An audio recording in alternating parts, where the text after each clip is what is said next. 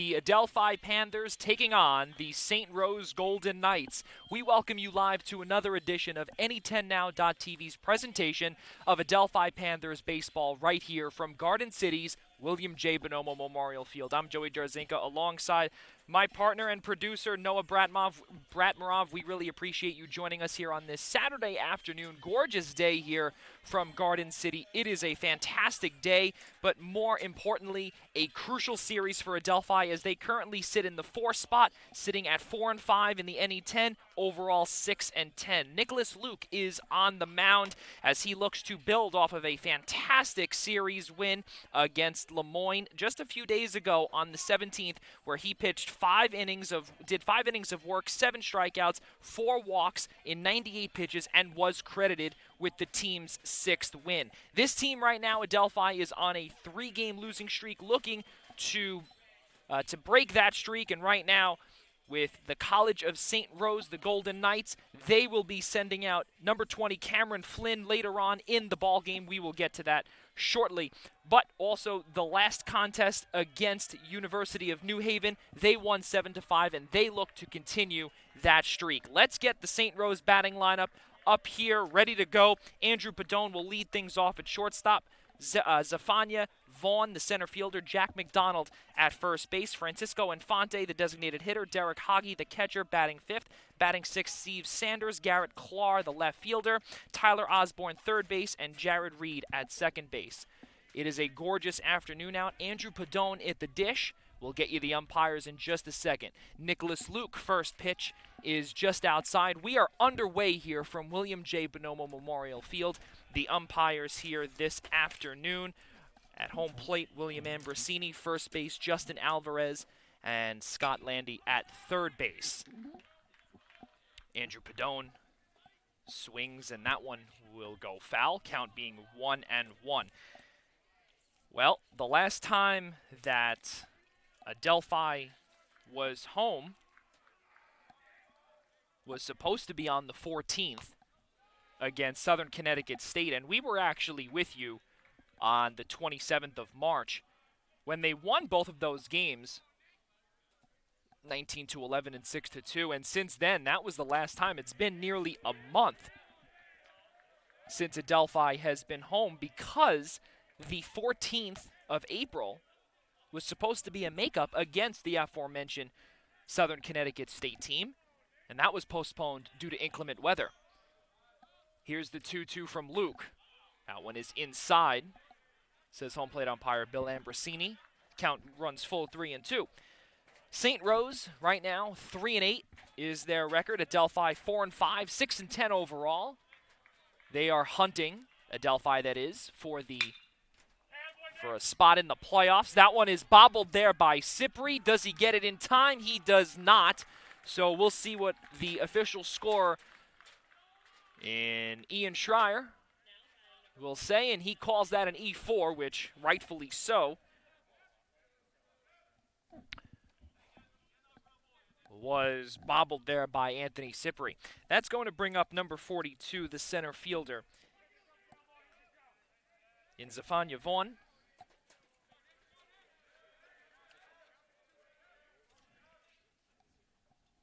And Zafania Vaughn, a junior in his last game, he did really well against University of New Haven. He went 2 for 2 with a double, a triple, and a run scored. He was just a single and a home run shy of the cycle. And that was in the win against University of New Haven.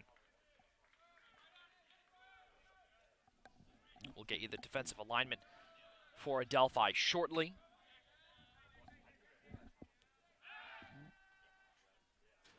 Luke checks the runner at first. Defensive alignment, Kyle Olson returning from a 5-week stint on the injured list with an upper body injury, with a hand injury rather. Count 0-1. Ball's in the dirt.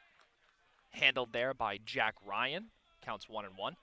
We did speak about Kyle Olson earlier. We'll give you some statistics about him later on in the broadcast. But Kyle Olson making his return The last game he played was against Pace back in March, as that ball is grounded right to Cypri. He goes to Becker for one. On to first. That's a double play. A 4-6-3 double play handled nicely by Anthony Cypri.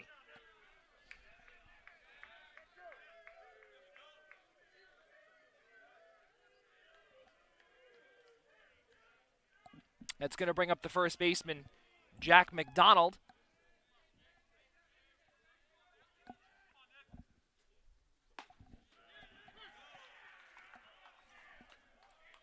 Jack McDonald with an average of .316, ranks 28th in the NE10.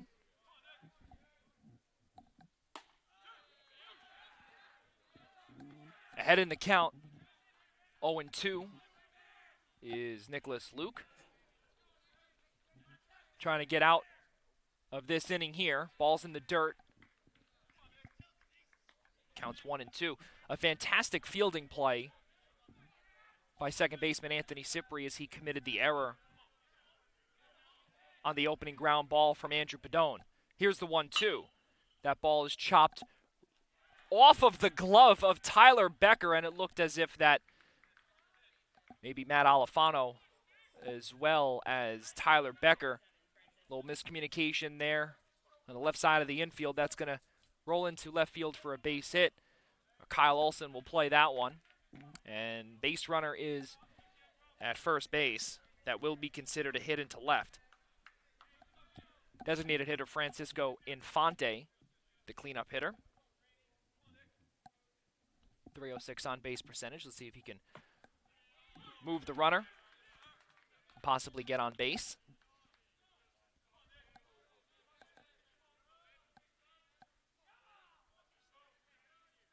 Here's the 0-1. That ball is hit towards Cypri. He fields that nicely with a long run to his left and throws out Infante for the final out of the top of the first. So no runs, one hit, no errors, one error and one runner left on base. Let's head to the bottom of the first inning. Alifano, Feliz, and Ryan due up when we return on any10now.tv. Bottom of the first coming up shortly.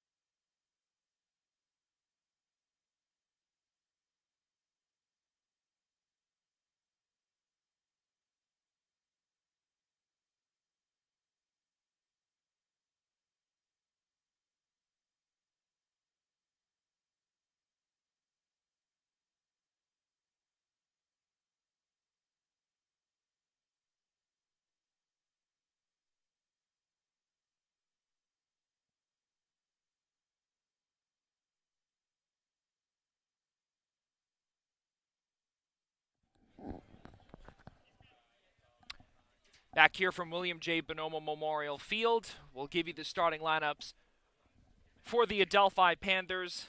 At third base, Matt Alifano will lead things off. The right fielder, Tim Feliz, batting second. Doing the catching behind the plate, Jack Ryan. He will be batting third. The cleanup hitter, first baseman, Michael Draskin. Tyler Becker is at shortstop. Designated hitter, Brandon Warwick, will be batting sixth. Batting seventh is the left fielder, Kyle Olson, and as we did say earlier, he is making his long-awaited return following a month and a half on the injured list. Center fielder, Cooper Johnson, batting eighth, and Anthony Cypri, the second baseman, will be batting ninth. The pitcher in Cameron Flynn throws the first pitch, which is a strike. Last time out, he had a no decision in 4 innings of work against University of New Haven. That is when they won and snapped a 6-game losing streak. and won 7-5. Ball's chopped down the third base line and foul. Past the diving Osborne.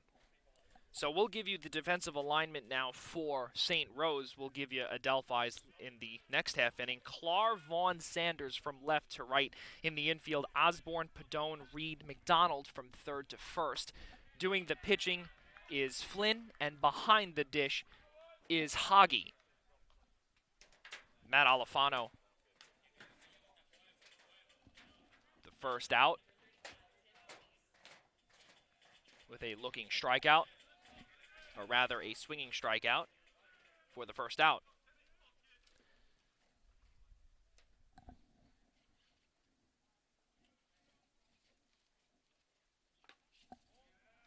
That's going to bring up Tim Feliz, the right fielder, coming in with a .293 batting average. Last game, he had a phenomenal contest, 3 for 4, 2 RBIs, and a home run. That ball is hit in the gap into center field. That's going to fall into the that's going to fall in for a base hit.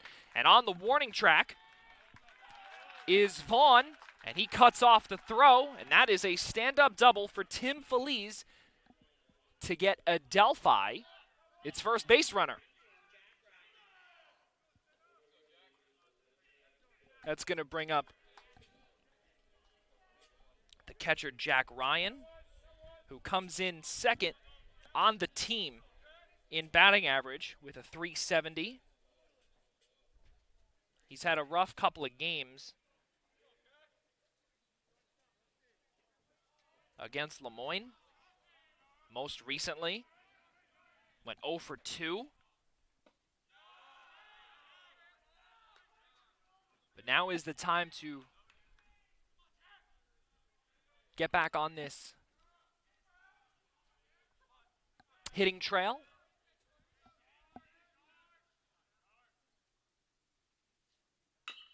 That ball is chopped right to Osborne. Good for the 5-3. Feliz will stay put at second base, and that's going to bring up Michael Draskin, the first baseman and the cleanup hitter.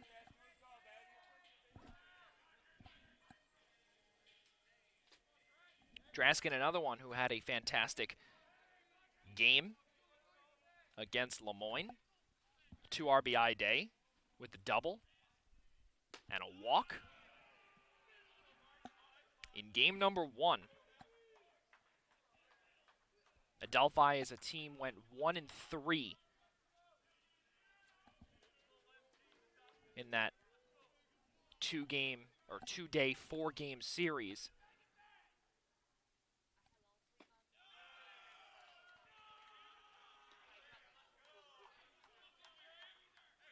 Tim Feliz at second.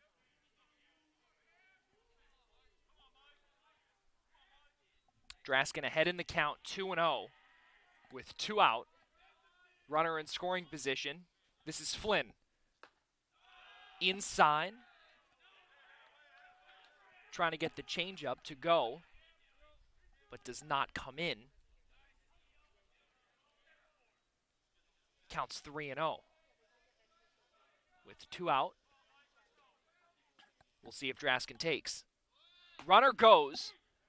Throw down the line is not in time as Tim Feliz steals third base.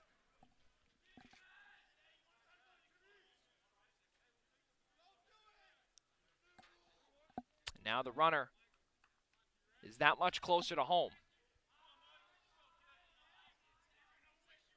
Draskin did take that pitch, so count is 3-1. That ball is chopped into left field. That's going to fall in for a base hit. Coming in to score is Tim Feliz, and Adelphi takes a 1-0 lead. Michael Draskin continues his hot hitting. In the last 3 games, including this one, he has had a combined 4 hits thus far. That is RBI number 6 on the season for the Huntington native and former NYIT commit, or New York Tech commit, now defunct program, as that brings up the shortstop Tyler Becker. And what we do know is, from Tyler Becker just a couple of weeks ago, against Southern Connecticut State, he had 2 home runs in that contest. And we were on the call for that one. That ball is choppered foul. But we remember, I wish we actually had that on the air here to kind of show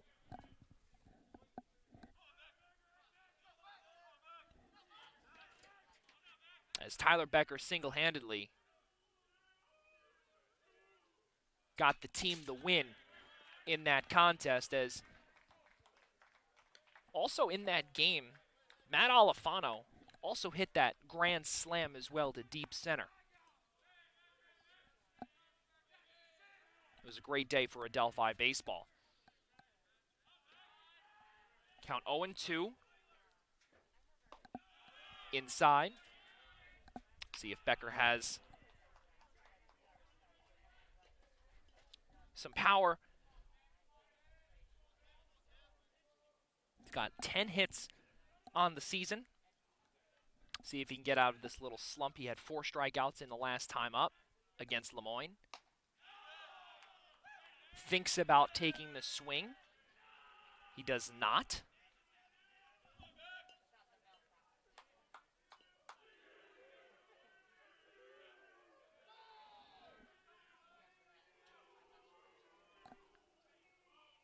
Here's the 2-2 from Flynn. Chopped foul down the first base line. 1-0 Adelphi. Following the Michael Draskin single into left to keep his confidence high into a crucial series. Ball is hit foul.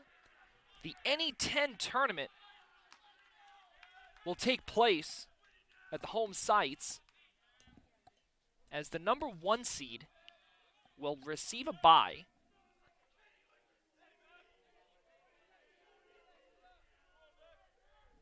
And every team will make it.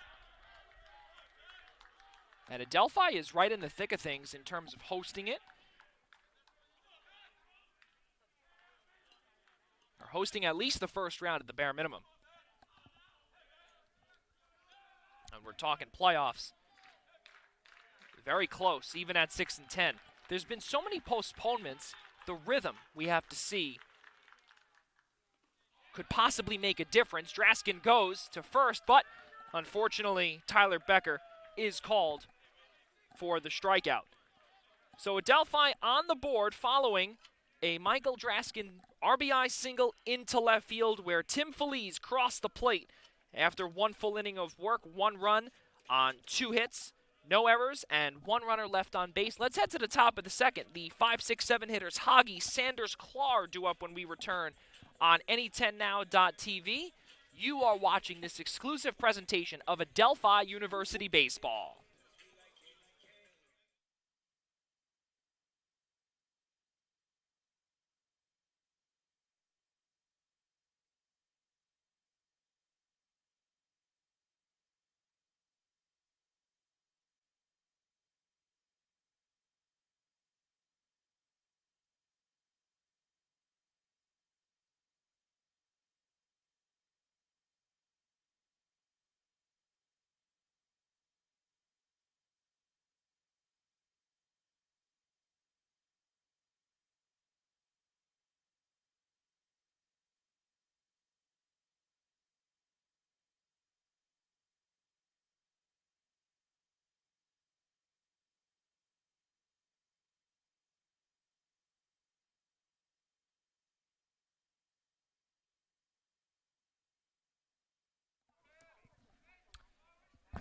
Hoggy, Sanders, and Clar, the top of the second inning to lead things off here from William J. Bonomo Memorial Field. St. Rose down 1-0. Nicholas Luke back on the hill as he is, or has 1 run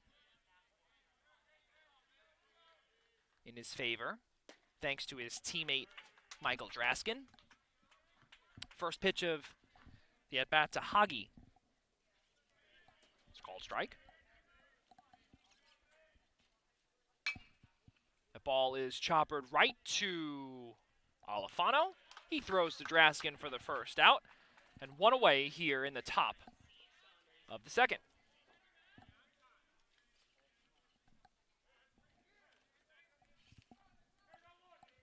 That's going to bring up Steve Sanders, the right fielder, Ringwood, New Jersey native. In the win against University of New Haven, he had 2 RBIs and he had a double. Also crossed the plate once as well.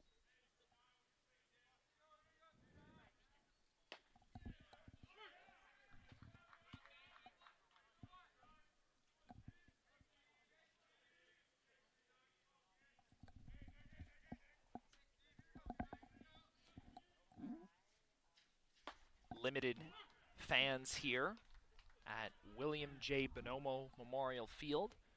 Don't know the exact specifics of it. I did not hear the official word, but we would have to say that they're definitely related to players. We would think. As Steve Sanders goes down on strike swinging for the second out of the top of the second inning. Garrett Clark, the left fielder and the number 7 hitter. This is his first season in the NCAA, as he played on the JUCO level just for the last couple of seasons at Hudson Valley Community College.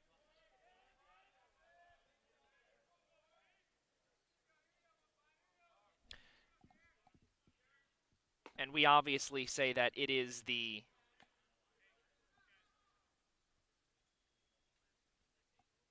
or kind of what I think, is that the 2020 season, we don't really count it, since it was a small sample size, and that was the year of the shutdown, COVID-19. So he did play last year, but this is his first full season, if you will. That ball is a perfect line drive directly to Tim Feliz, and a 1-2-3 inning for Nicholas Luke as we head into the bottom of the second inning. No runs, no hits, no errors, and no one left on base. Clean inning for Nicholas Luke as Adelphi continues to hold its 1-0 lead here from William J. Bonomo Memorial Field. So far, so good for Adelphi and Nicholas Luke. We'll be right back on the opposite side of this small break.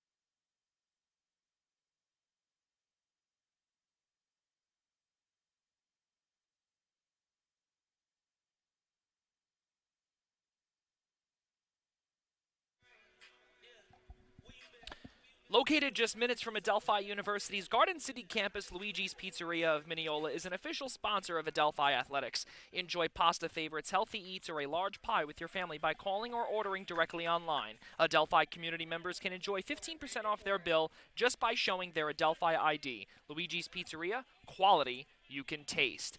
Back here from Adelphi University, bottom of the second inning, leading off the home half of the second is Brandon Wark, the designated hitter. Kyle Olson follows, and Cooper Johnson in the hole, batting 8th. 6, 7, 8 hitters due up for Adelphi. They currently have a 1-0 cushion.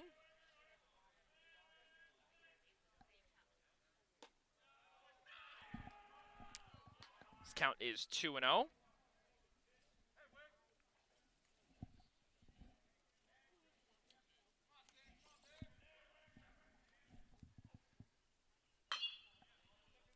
Down the third baseline, but foul? No, it was not. It was a fair ball, and it looked as if that home plate umpire, Bill Ambrosini, was about to say foul, and then the third base umpire overruled him, and Scott Landy.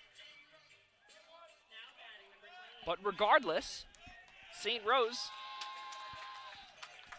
is caught with that one as we hear a big cheer for the next hitter in Kyle Olson, who is coming back from a hand injury suffered against Pace back in March.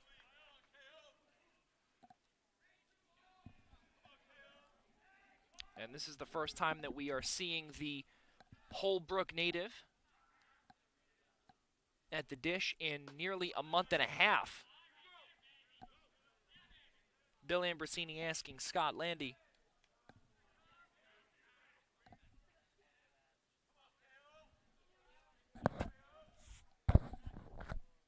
Here's the 1-1. Reach there by Olson and missed. Count 1-2.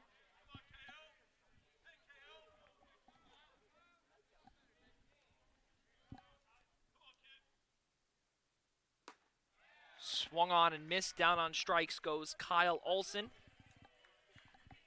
as his first at bat in nearly a month and a half following his hand injury.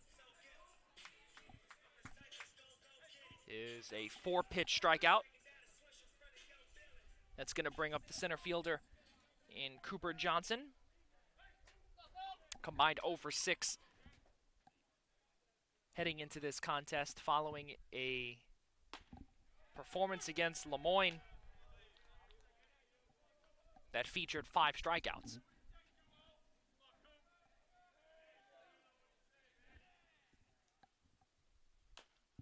That ball is chopped foul. See if he can get out of the mini slump that he is in.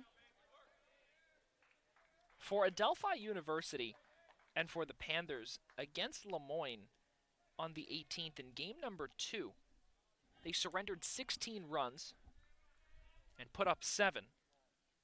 And then in the previous 2 games,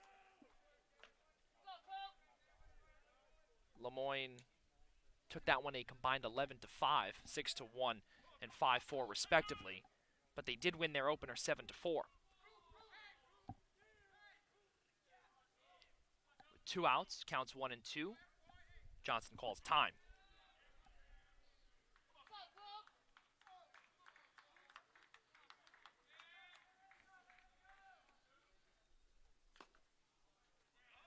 Keeps the at-bat alive. Getting a piece of that baseball.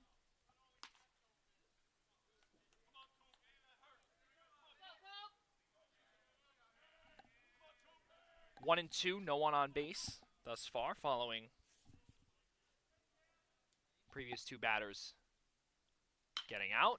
That ball is hit right off of the glove of Flynn. And Cooper Johnson is done for in this home half of the second. So 1-3, as that ball is right out of the glove of Flynn, and we head to the bottom, or rather the top of the third. Osborne, Reed, Padone, 8-9-1 hitters due up when we return on any10now.tv. 1-0 still in favor of Adelphi. Nicholas Luke and the Adelphi Panthers return defensively when we return.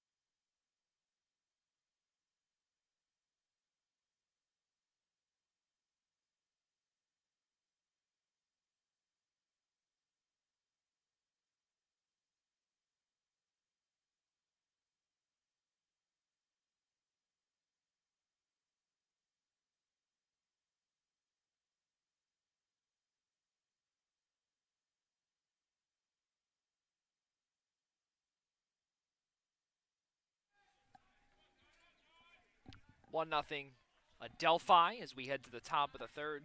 The College of St. Rose Golden Knights due up. Right now, Tyler Osborne, the third baseman. We've spoken about his name defensively a good handful of times, as the ball did go his way 3 times in the previous innings. And we're only 28 minutes into this thing. Birds chirping, 70 degrees out here according to the Weather Channel. That ball is chopped right to Alfano. He grabs, he throws, and Draskin with the putout. 5-3 on your scorecards, folks. Brings up the second baseman in Jared Reed. Sophomore out of East Hampton, Connecticut.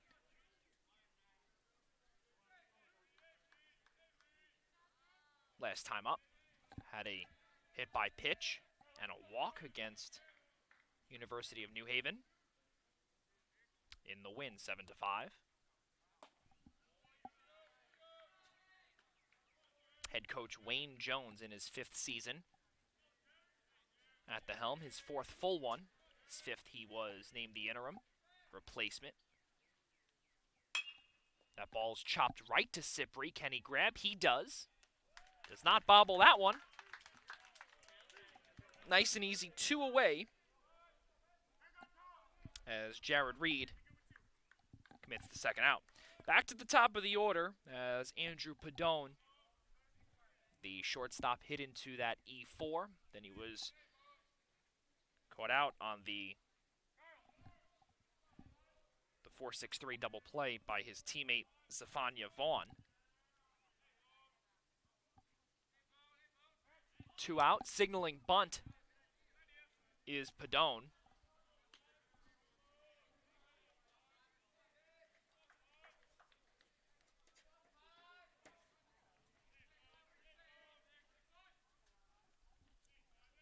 The 0-1 from Luke.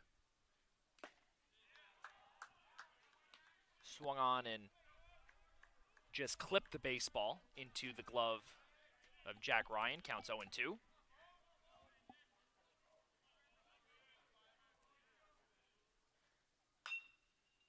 Check swing, goes foul, just in front of Padone's own dugout.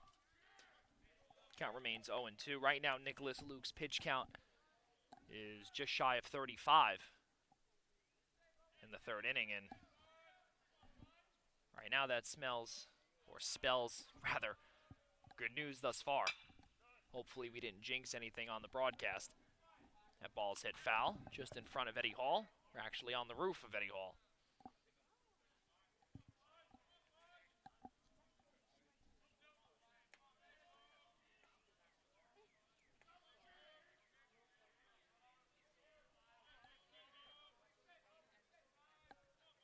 The 0-2. Fouled back. Get into the trees that are beginning to bloom and nearly full bloom on this spring day. Here's the 0-2 once more. Foul tipped, got a piece of that one as well. Padone, that is. And Vaughn goes to grab that one. Nicholas Luke and William Ambrosini had a little chat there. Or a little powwow, heart to heart, if you will. Counts 0-2, or the count remains 0-2 rather, with 2 away. Breaking ball, that ball is sent into shallow left field. And Kyle Olson with the catch. And the final out of the inning. His hat did fall off, though. That was a great grab there by the returning outfielder in Kyle Olson. Well, even though Andrew Padone did work the count on that one and work the at-bat and stay alive, It is a 1-2-3 inning, no runs, no hits, no errors, and no one left on base following 2.5 innings of work. Let's head to the bottom of the third, shall we? Cipri, Alfano, Feliz, 9-1-2 hitters due up when we return on Any10Now.tv. Adelphi continues to hold at 1-0.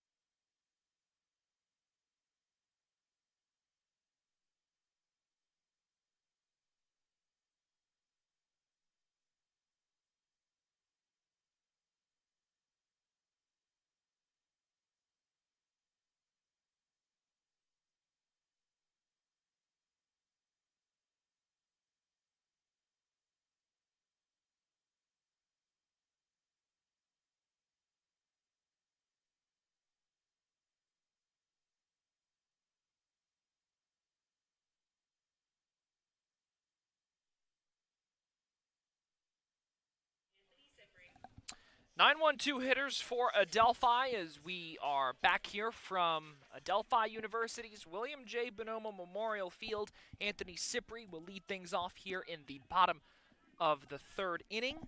Cipri has seen a lot of work defensively early on in this game as he leads this one off with a base hit into center field right past the glove, literally centimeters away from Cameron Flynn. And kudos to the pitcher in Cameron Flynn from getting that out of the way as opposed to trying to field that one and potentially injuring himself or causing an error or anything along those lines. So good job as Flynn with the solid reflex there. But Cipri leads things off with a single. Alfano at the dish. Flynn checks the runner twice.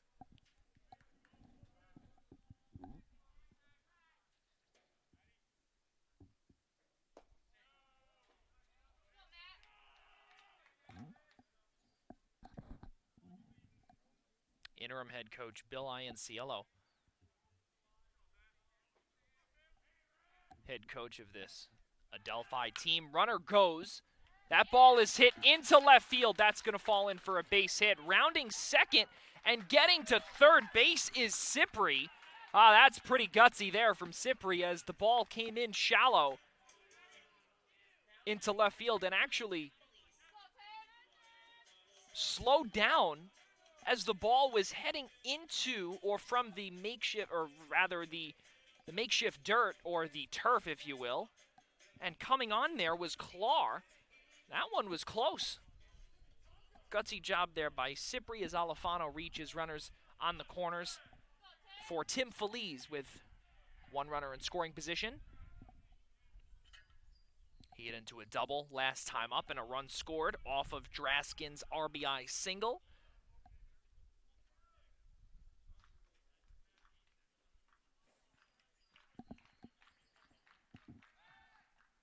Flynn checks the runner, and a little bit of a miscommunication on a throw.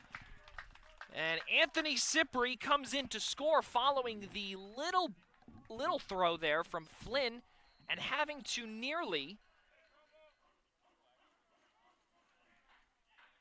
almost looked like a gymnastics move there from the first baseman Jack McDonald on the short throw. He had to hop over Alfano. The runner goes. And that ball is almost into center field as that one was far right of the shortstop Padone. And Jared Reed was just beyond second base just to grab that one in case that throw went awry. And if he wasn't there, Alfano would be at third right now.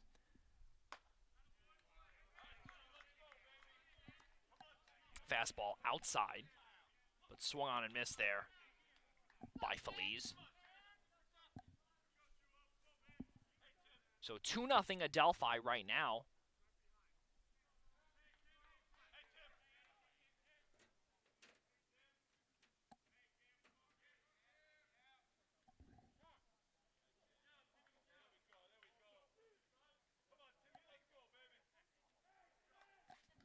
off of the throwing error from Flynn. Still no outs. That ball is hit right to Flynn. He checks the runner at second, but instead goes 1-3 and grabs the force. A big out there for Cameron Flynn and the Golden Knights. As Alfano still in scoring position, that's going to bring up the team's second best hitter in terms of batting average in Jack Ryan.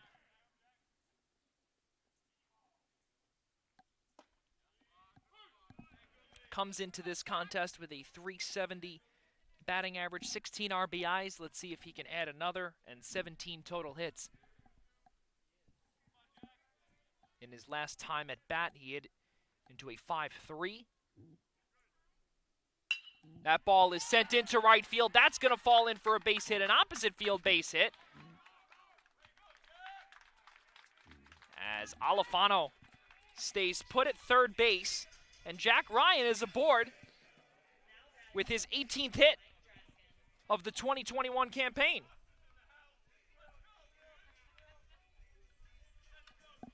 That's going to bring up Michael Draskin, and right now the baseball gods working in a mysterious way as, again, with a runner in scoring position, Draskin was in this scenario in the first inning when he drove in Tim Feliz. Off-speed pitch, cannot make the turn. Counts 1-0. Jack Ryan at first. Alfano at third.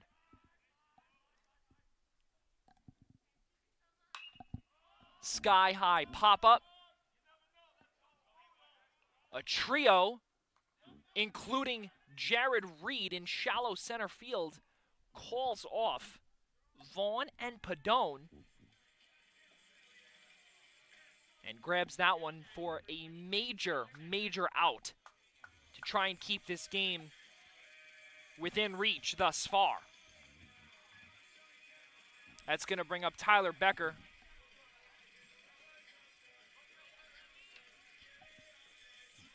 Calling timeout is Bill Ambrosini.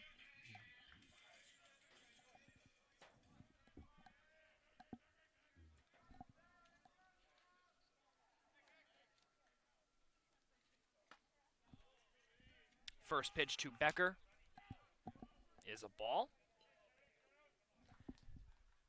Coming into the contest in RBI as a team, Adelphi ranks 8th with 81. They now have 82 as a team following the first inning in terms of power. He's got it. He can do it. Ball's outside, works a 4-pitch walk, and the bases are loaded.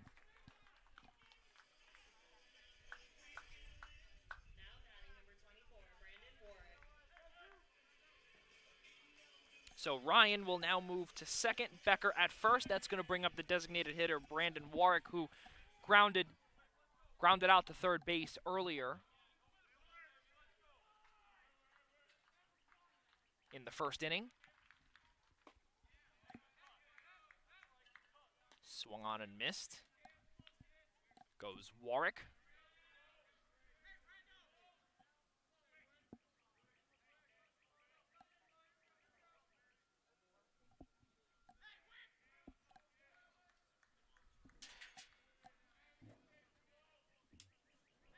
Here's the 0-1. That ball is sent into left center field. Coming on there and making the catch is Vaughn. What a catch there by Zephania Vaughn to get St. Rose and Cameron Flynn out of trouble. My goodness, what a catch on the warning track for Zephania Vaughn. That one should be a highlight reel catch in deep center field on the warning track. as St. Rose gets in and out of trouble by only allowing 1 run on an error. Wow. So 1 run on 3 total hits, 1 error, and 3 runners left on base. And following that amazing Sports Center-like catch in center field, we head to the bottom, or the top of the 4th inning with the aforementioned Vaughn, McDonald, and Infante, the 2-3-4 hitters, due up when we return on any10now.tv. It is 2-0 in favor of Adelphi.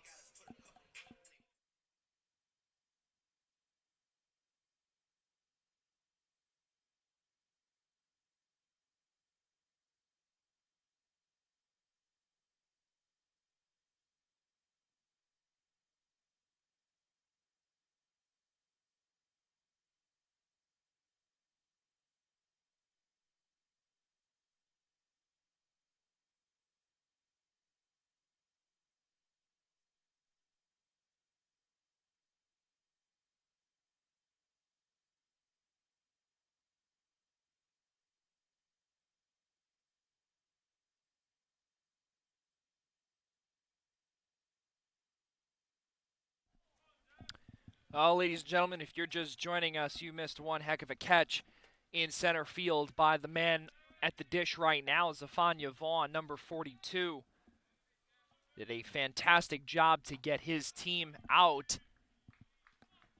of potential trouble, as Brandon Warwick, who had hit that baseball extremely perfectly, or perfectly rather, not extremely perfectly, but perfectly into the gap of left center field, right around the 358 sign. This man just went for a dive and said, let's do this.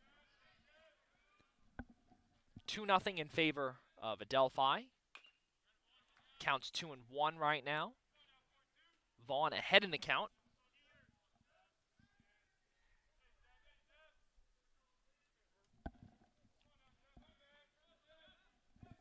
Vaughn, McDonald, Infante, 2-3-4 hitters. McDonald is on deck, Infante in the hole. Here's the 2-1 from Luke. That ball is opposite fielded and hit there off of the glove of Draskin, and not in time is the throw from Cipri, but a fantastic job there by Anthony Cipri to take away that extra base hit. That ball was hit nicely there by Vaughn, but he will reach safely on a hit.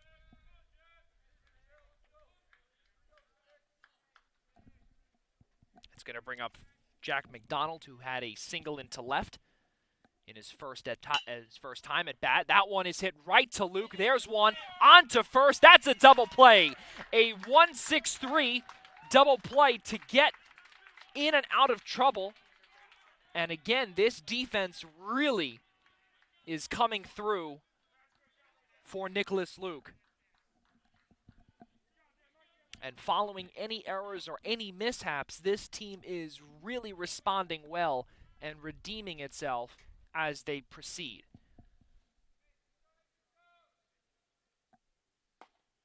It's going to bring up the designated hitter in Francisco Infante with 2 out.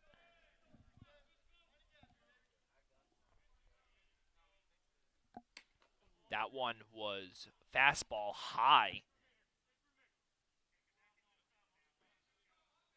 Just checking the baseball there is Bill Ambrosini. Francisco Infante had to duck for cover.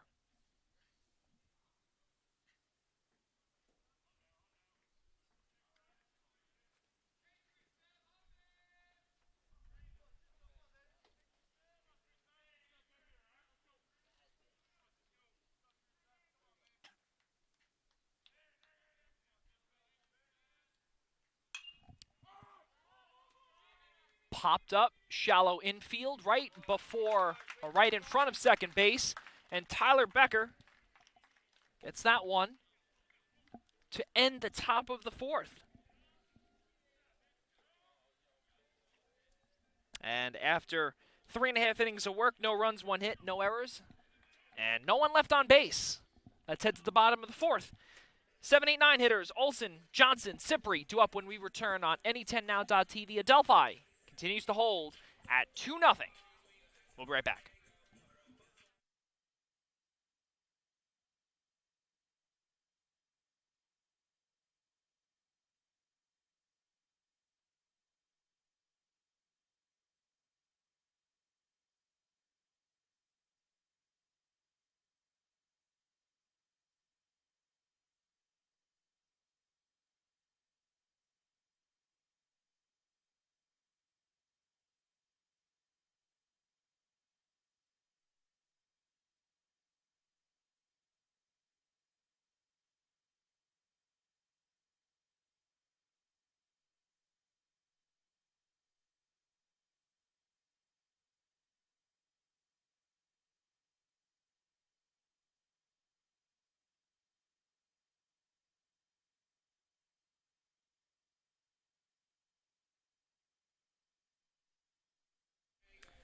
Adelphi Deli is an official sponsor of Adelphi Athletics, conveniently located on Nassau Boulevard, just minutes from campus.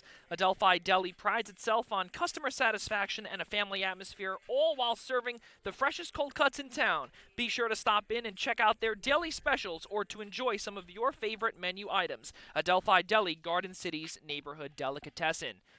0-2-1 for St. Rose, 2-5-1 for Adelphi right now as we head into the bottom of the fourth inning. Joey Jarzinka on hand here from William J. Bonomo Memorial Field alongside our producer Noah Bratmarov. We really appreciate you for joining us here on this gorgeous Saturday afternoon, wherever you are joining us from. Limited capacity here from Bonomo Memorial Field, as it is seems as if like parents and maybe a couple of guests here of the players. And last time that we were here, roughly about a month ago, against Southern Connecticut State, there were no fans as Kyle Olson gets plunked. And the left fielder trots to first base as he opens the bottom of the fourth at first.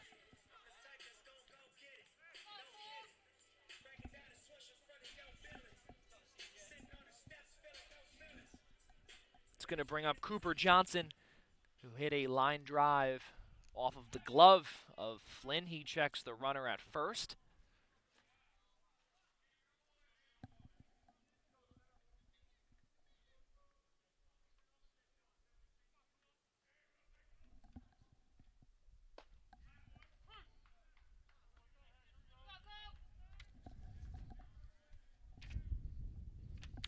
A gorgeous breeze here as well. Must be perfect for the players.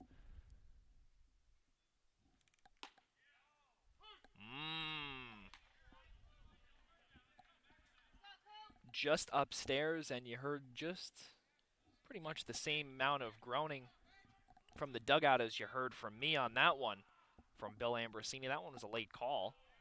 And similar spot there from Cameron Flynn. Ambrosini stays put by calling a ball, count 1-2. Olson at first with a mini lead. About 7-8 feet off the bag.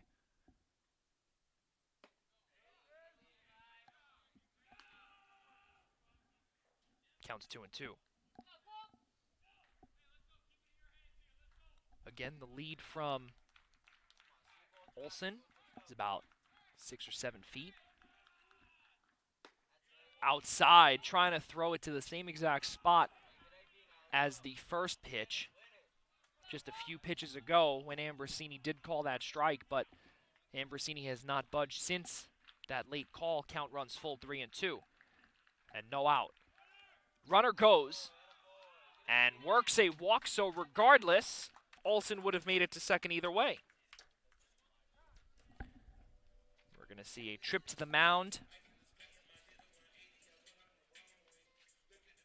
from assistant coach Joe Sportman, or actually rather from head coach Wayne Jones, rather. And a little bit about head coach Wayne Jones. He was a part 2015-16 campaign, and he was an assistant where he focused on the pitching staff, and he eventually became the head coach.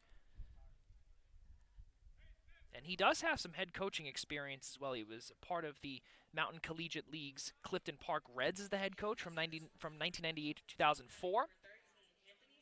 He also developed two pitchers that, one of them, sound very familiar if you're in the New York area. Tommy Canely. He developed that man for sure.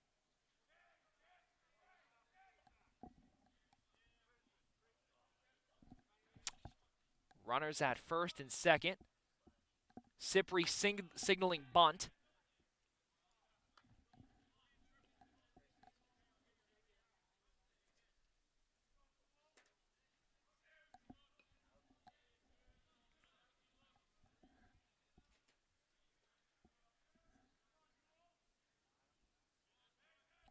Again with signaling bunt, trying to advance the runners with no out.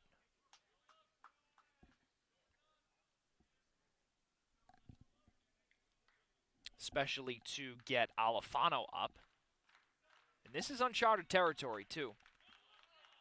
Signaling bunt, and a perfect bunt there right to Osborne. He throws, and that one is off the mark, and trotting home is Olsen, and heading to third base is Cooper Johnson, and heading to second base is Anthony Cipri. So the throw from Tyler Osborne is high, and Adelphi now takes a 3-0 lead. And it looks as if that we are going to be getting a pitching change. So the error will be committed, or the error will be handed, or officially rather, to Tyler Osborne as we get a little bit of a breeze here and a little windstorm quickly. So Cipri will reach base on the E5, and he will advance to second.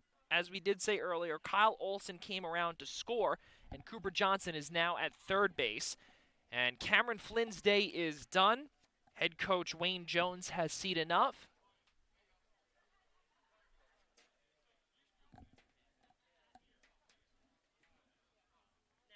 And we will take a quick break here as head coach Wayne Jones makes a call to the bullpen. We'll be right back on the opposite side of this break to get you the remainder of the bottom of the fourth.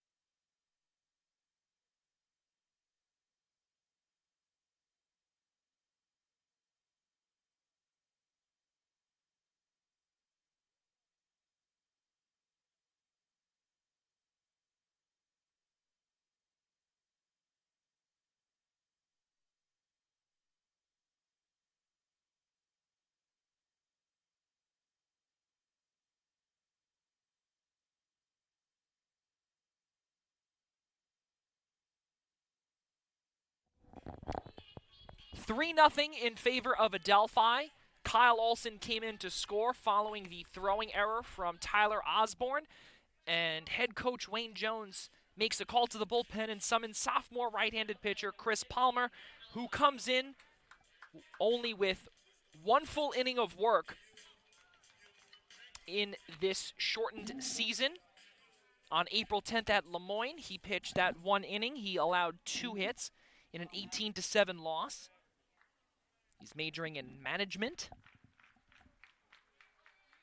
The East Islip native coming home,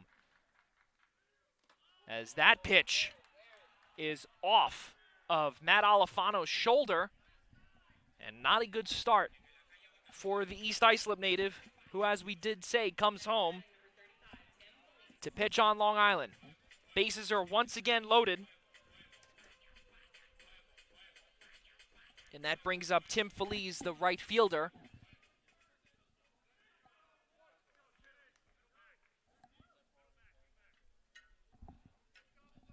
One for two. That ball is chopped right to the second baseman, Reed. And one run comes in to score, being Cooper Johnson. But a great job there from Tim Feliz to do a sacrifice RBI. And Adelphi now leads 4-0. The runner at third base, rather, in Cipri. He advances. Alifano advances as well. That's going to bring up Jack Ryan with still one out. Hit a single opposite field base hit in the last at-bat. And he also grounded out to Tyler Osborne as well, who, as we have said, he and Cipri have seen a fair share thus far of their defensive work. Each had an error apiece. And that's where we stand at 4-0. Counts 0-2. 2 runners in scoring position. Alifano at second and Cipri at third.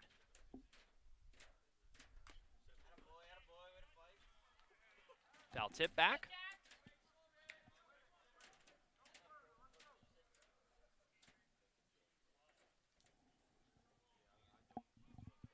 Draskin on deck, Becker in the hole.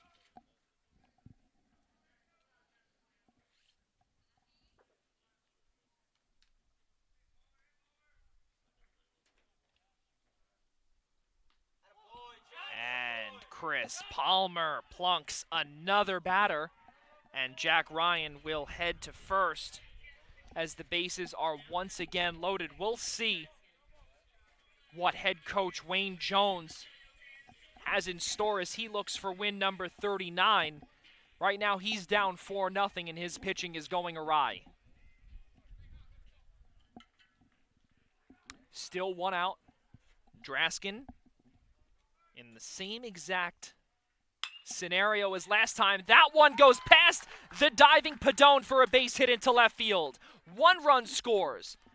And Adelphi now leads 5-0.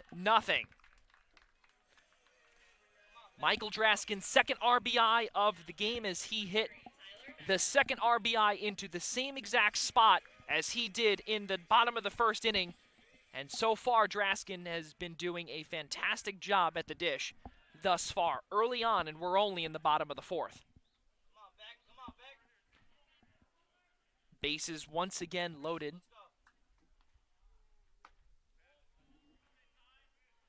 And Palmer thought that he would be able to get that call. He did not.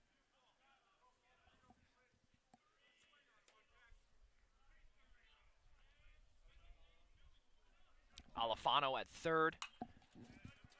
Ryan at second, Draskin at first. Becker 0 for 1 with a walk and a strikeout. 2 total plate appearances. Wayne Jones standing in foul territory, waiting to grab his sophomore righty.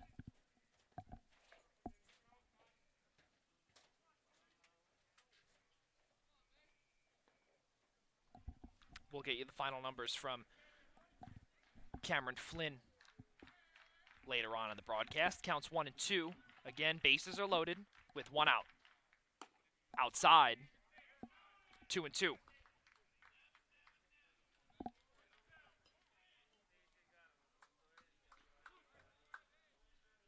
Three runs here in the bottom of the fourth. Ball is in the dirt. Count runs full at 3 and 2. If Becker works a walk, there is no place to put the graduate student. And that would send home Alfano on a walk.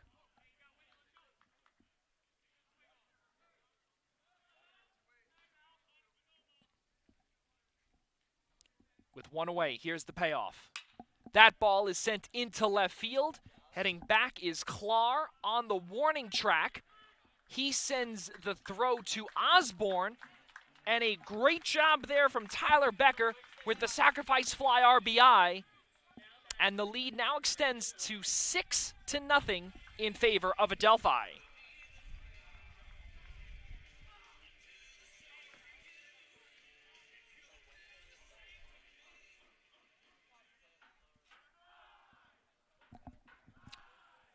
Ryan at second, Draskin still at first, but now 2 out. That brings up the designated hitter, Brandon Warwick. And if Kyle Olson steps up to the dish, as that one is foul-tipped directly into the glove of the catcher, Hagi, if Kyle Olson gets up to the plate, this team would have batted around in this bottom of the fourth. We began the inning with Olson, Johnson, and Cipri. We're about to get back to him in a second as Brandon Warwick got plunked in the helmet. That is very dangerous, no doubt about it. And something you normally don't see is them getting hit in there. So 4 total, or rather 3 hit by pitches, as the bases are once again loaded for the 3rd time of this half inning. And that brings up, once again, Kyle Olson, who is making his long-awaited return following a 5-week stint on the injured list due to a hand injury suffered back in March against Pace in the beginning of the season. And when we say beginning of the season, we literally mean the first 4 days of the season. He suffered that hand injury. The count being 1-1 right now. 6-0. Adelphi has the lead. That ball is chopped right to McDonald, and he steps on the bag for the final out of the inning. So really a crazy turn of events here for Adelphi as they put up a 4 spot in the bottom of the 4th. So after this half inning, 4 runs on only 1 hit and 1 error and 3 runners left on base. We head to the top of the 5th, Adelphi with a 6-0 lead, and it really has been a long time since Nicholas Luke has been on the mound. And the 5, 6, 7 hitters, Hoggy, Sanders, Clark, do up when we return on any10now.tv.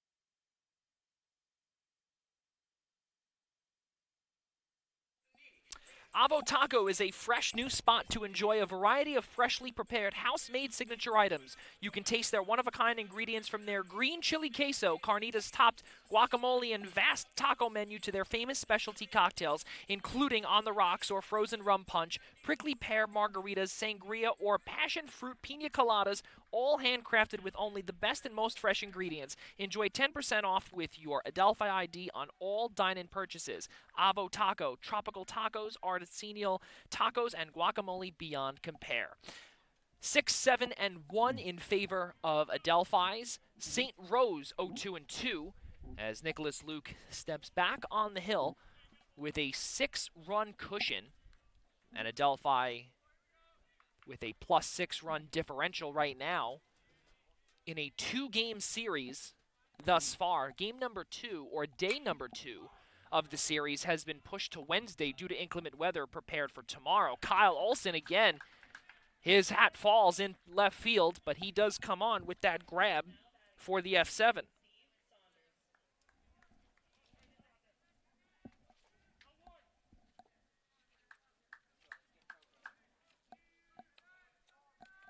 And Steve Sanders is now up. First time up in the top of the 2nd at a strikeout swinging. And as we did say earlier, the day number 2 of this 2-day set 4-game series will resume on Wednesday starting at 12 noon. Unfortunately, we will not be here. I will not be here with you. But the game will be broadcast on any10now.tv. Adelphi University website will have all of the details for those that need to know how to watch the game. Ground out there to Tyler Becker from Sanders. Gives St. Rose, the Golden Knights, 2 out. As Garrett Clark, the left fielder, is up, and he hit that line drive into right field directly into the glove of Tim Feliz in his last time up. Nicholas Luke loses control of that fastball. That one was just outside.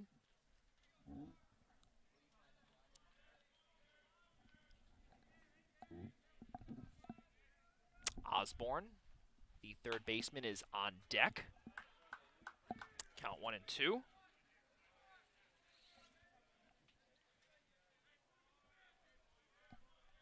His team ranks 8th in strikeouts for the team, Adelphi that is. And could they get another one? Yes, they can. As trying to check the swing was Garrett Clark. He could not hold up. And that one is strikeout number 2 in favor of Nicholas Luke. 1-2-3 inning for Nicholas Luke and Adelphi. We head to the bottom of the 5th inning with the 8-9-1 hitters Johnson, Cipri, Alifano due up when we return on Any10Now.tv. Adelphi continues to hold with a 6-0 lead. We'll be right back on the opposite side of this break. You are watching this exclusive presentation of Any10Now.tv.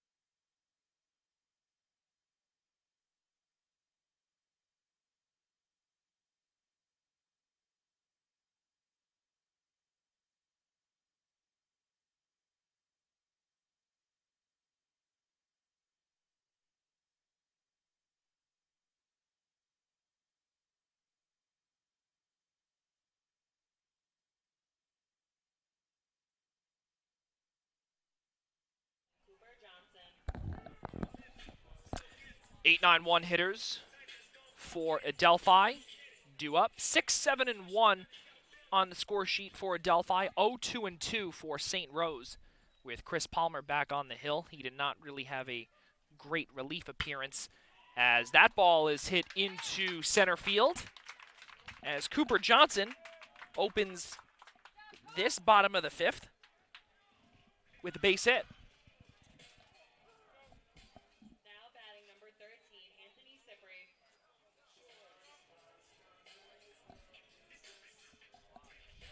That's going to bring up Anthony Cipri, who has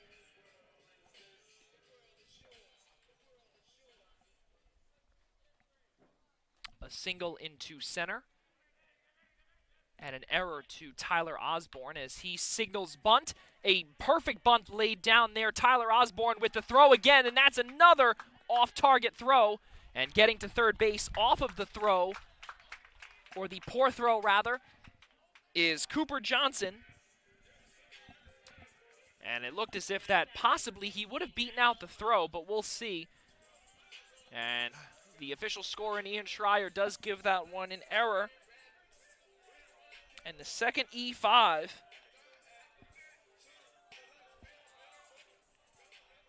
for Tyler Osborne. And the second time reaching base on the E5 is Anthony Cipri. That's going to bring up Alifano.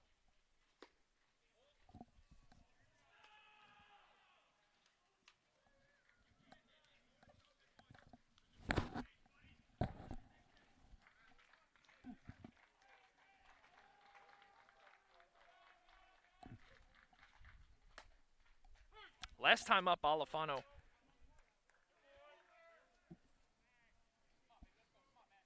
was hit by the pitch. And we actually did say that it was only 3 hit by pitches in the last half inning. It was actually 4. So that was a mistake on my part.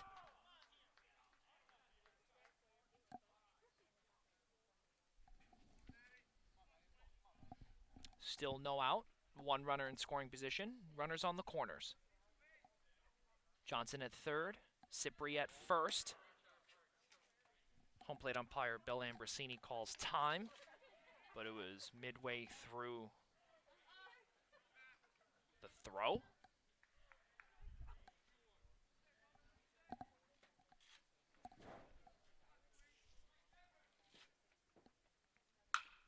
That ball is rocketed down the third baseline, but foul.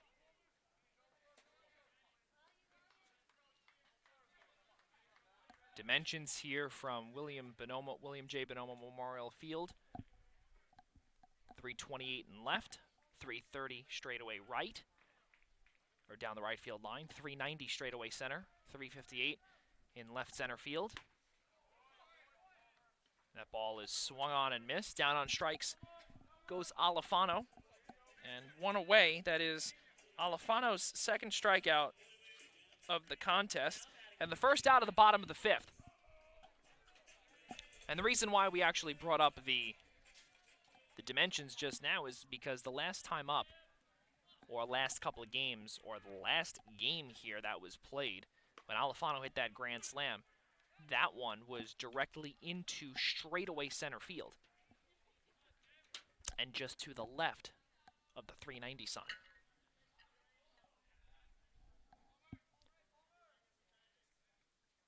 Stepping off the bag is Palmer. He will reset with one out. Again, runners have not changed. Johnson at third, Cypri at first rather. Jack Ryan on deck. Limited capacity here from Bonomo Memorial.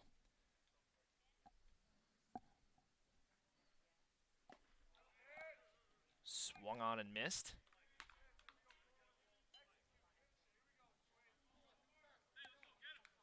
Counts 0-2 on Feliz. He wanted to take that 1 yard.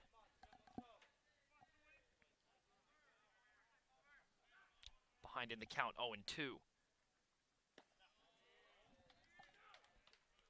Takes ball 1 in the dirt. Hoggy, the catcher, scooping that one up.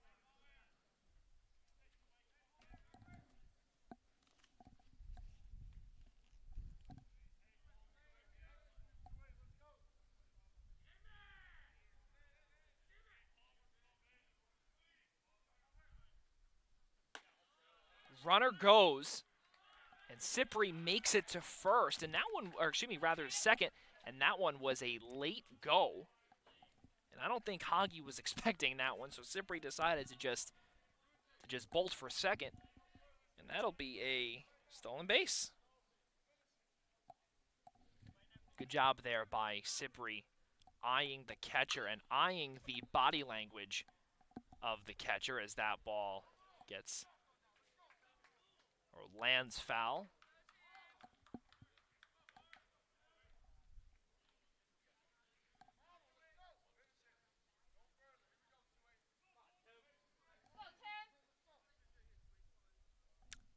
Tim Feliz working the count, trying to fight through this at-bat to try and prolong the at-bat, and he's doing a fantastic job with that, trying to get the most out of Chris Palmer's arm.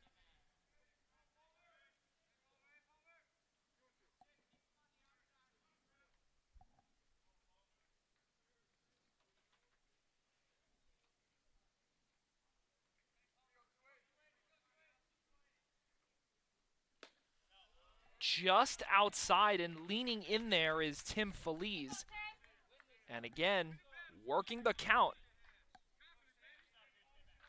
as it runs full with 2 runners in scoring position. Johnson at third, Cypri at second. Swung on and missed. Down on strikes goes Tim Feliz, and a fantastic out there for Chris Palmer as he gets a crucial out to again try and limit the damage.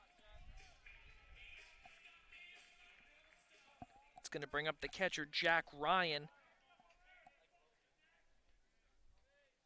A single in the third. He was hit by a pitch and making it to third base in the fourth. That ball is sent right up the middle for a base hit. Coming in to score is Cooper Johnson, and right behind him is Anthony Cypri. A 2-run RBI single for Jack Ryan, and Adelphi extends its lead to 8-0.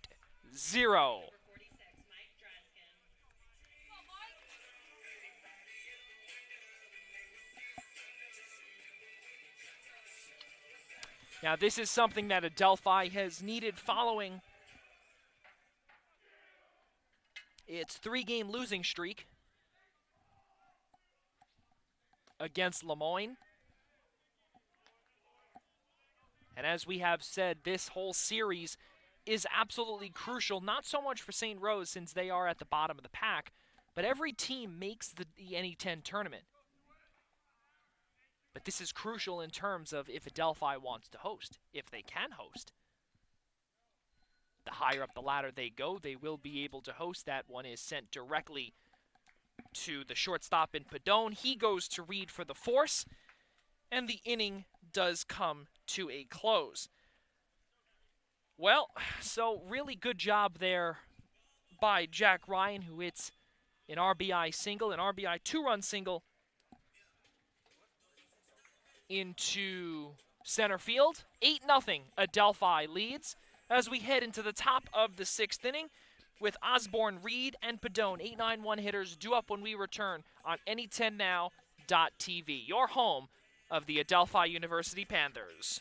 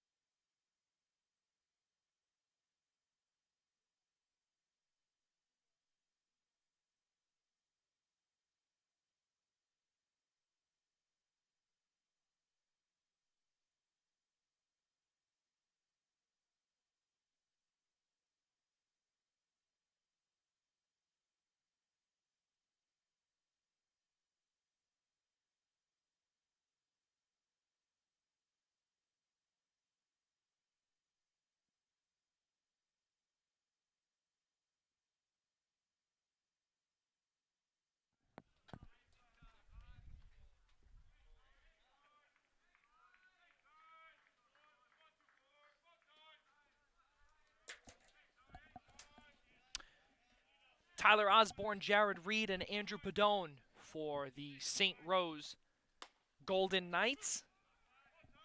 8-10-1 in favor of Adelphi. St. Rose 0-2-3, and 2 of those 3 errors come from the man at the dish right now, who looks to redeem himself at the plate. And Anthony Cipri, you can thank him for the 2 errors, 2 throwing errors by Osborne, and really took advantage of the Hamden, Connecticut native, the third baseman, who was also named to the all-rookie team just a couple of years ago, when he's been fantastic at the dish, but not so much defensively, as we can see here today. The ball's in the dirt and loses sight of Jack Ryan. Count 2-2.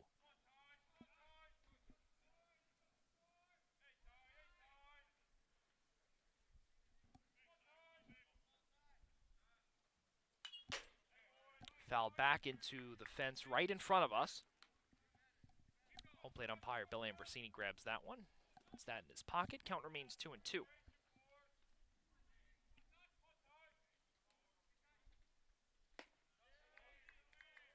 Outside.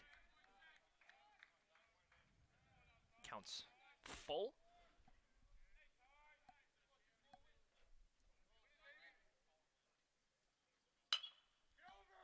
Change up right to first.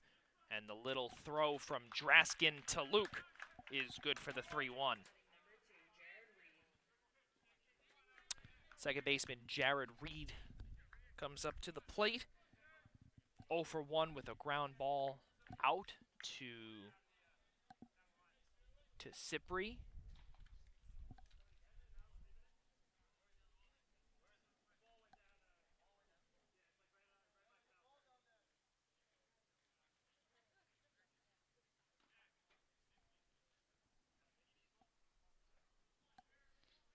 Catcher Jack Ryan is signaling to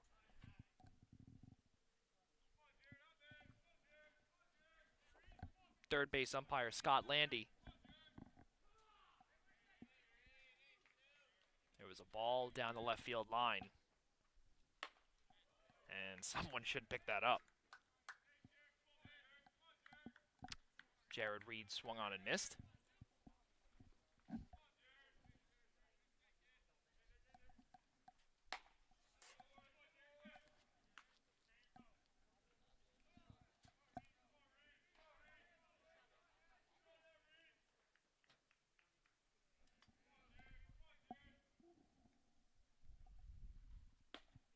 Nicholas Luke right now with 64 pitches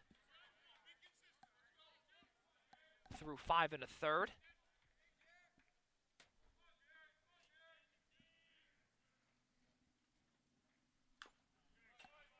Foul tipped.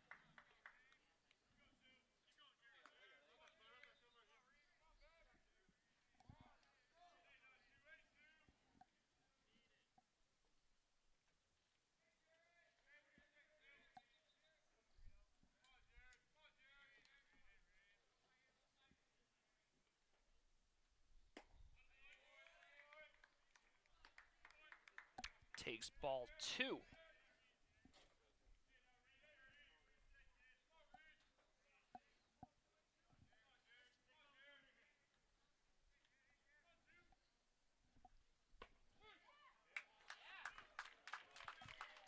Called strike 3 as Jared Reed down on strikes looking.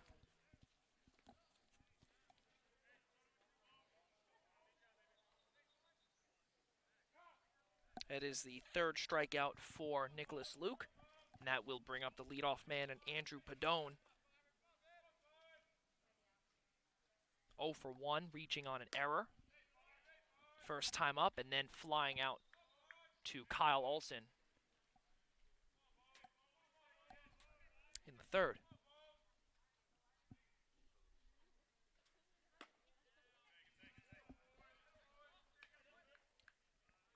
Andrew Padone comes into today with a .326 batting average, 14 total hits.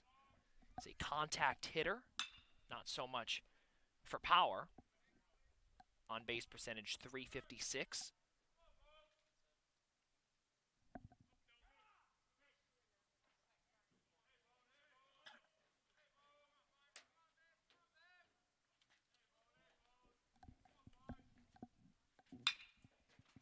Chopped right to Cipri. And that one is good for the final out as yet another 1-2-3 inning for Nicholas Luke, and Adelphi continues to hold as no runs, no hits, no errors, and no one left on base continues to be said throughout the top halves of the innings here as we head to the bottom of the 6th with Becker, Warwick, Olson due up when we return on Any10Now.tv. We will see some changes in the field, it looks like, for head coach Wayne Jones. We'll be right back on the opposite side of this break from Adelphi University.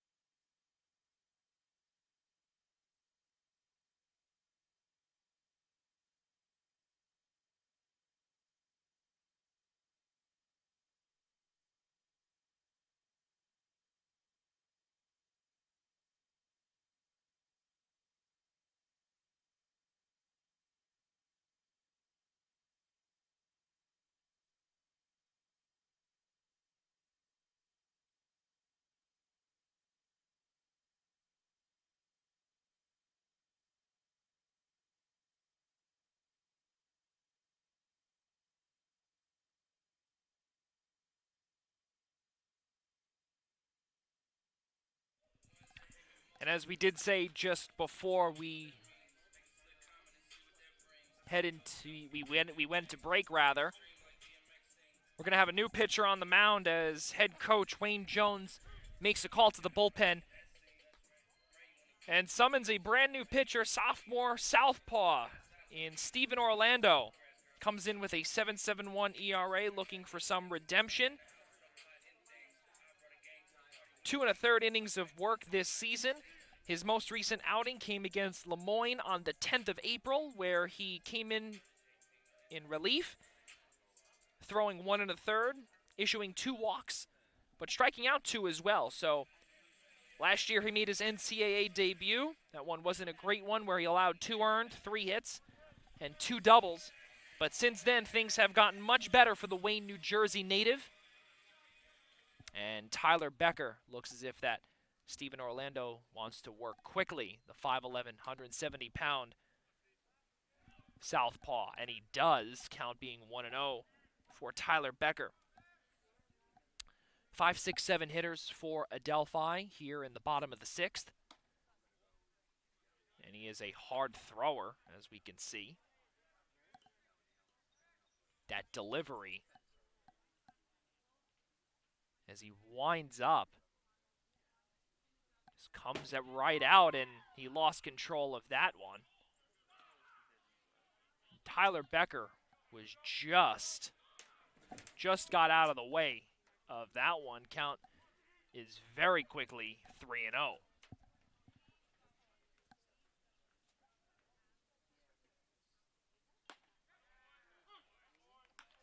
Right down the middle, takes strike 1. Here's the 3-1. And Tyler Becker does not get the call. He thought that that one was ball 4, but instead it did nick just the right side of the plate. Count runs full. Here's the payoff.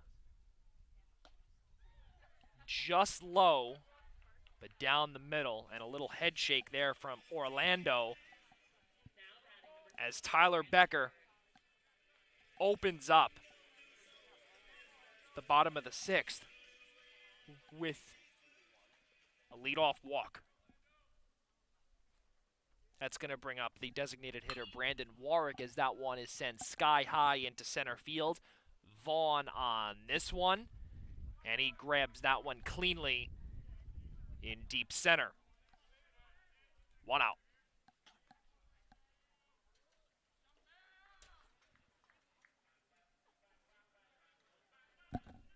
That's going to bring up a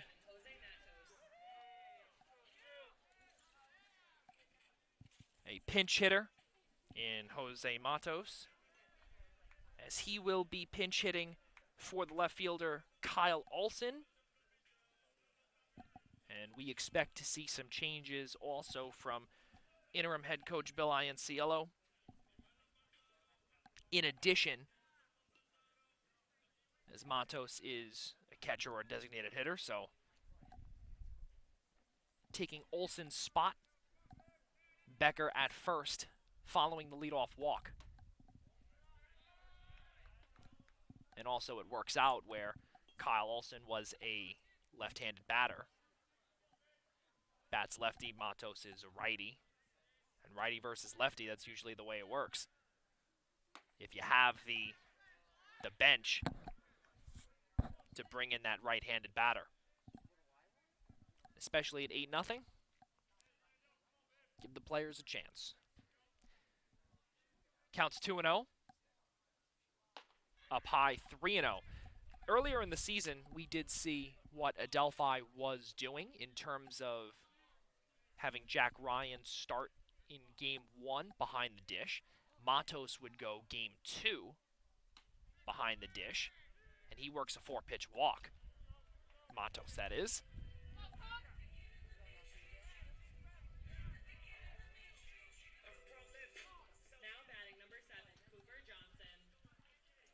And it looks as if that Matos has done his job.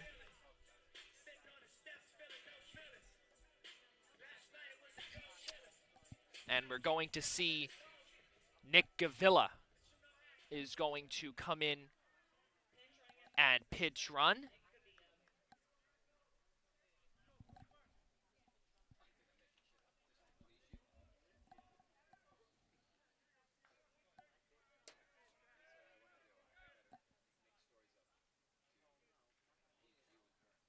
Matos did his job. That's going to bring up the center fielder and Cooper Johnson. Becker is at second. Another runner in scoring position.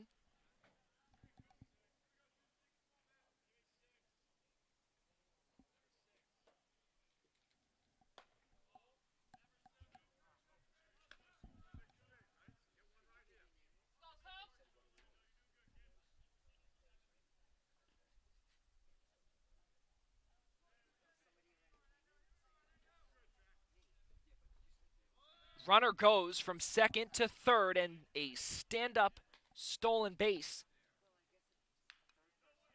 for Tyler Becker.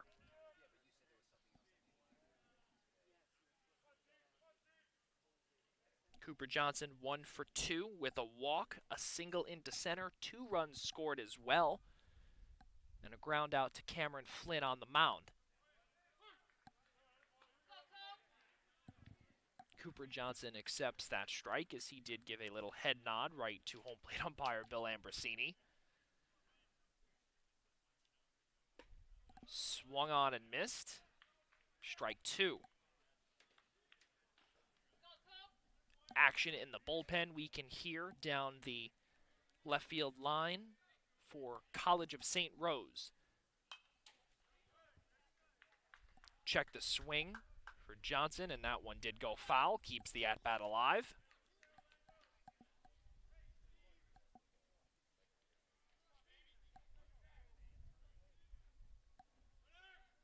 Runner goes, and regardless, it is a walk for Cooper Johnson, so the bases are once again loaded with 1 out, and that brings up Anthony Cipri. And we know what Anthony Cipri has done in his last 2 at-bats. He has made life absolutely miserable at the hot corner for Tyler Osborne. He reached on 2 consecutive E5s on the throw. But with bases loaded and 1 out, we will not be seeing that bunt. We could, but with bases loaded, interim head coach Bill Ianciello will see if he goes long ball or small ball here, and he's going long as the changeup, no good, count 1-1. Becker at third. Gavilla at second. And Johnson at first. As we did say earlier, Nick Gavilla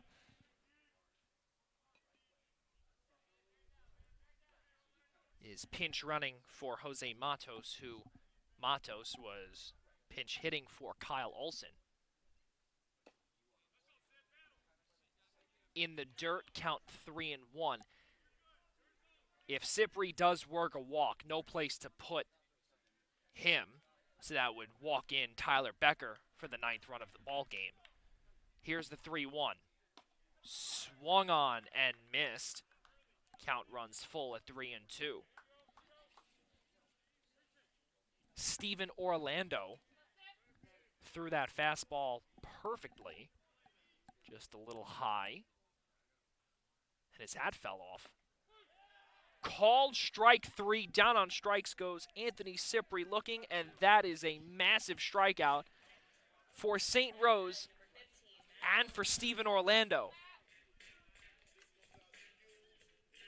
Bases remain loaded. Matt Alifano has been in this position before, as we did say he hit a grand slam roughly about a month ago to straightaway center against Southern Connecticut State in a 1911 victory, where 3 home runs were hit in the game, 2 by Tyler Becker, 1 by Alifano.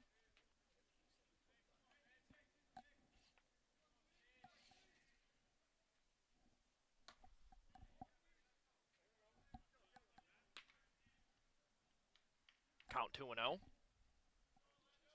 This team ranks 8th in RBIs, coming into today with a total of 81 on the season. Let's see if they can advance that even more.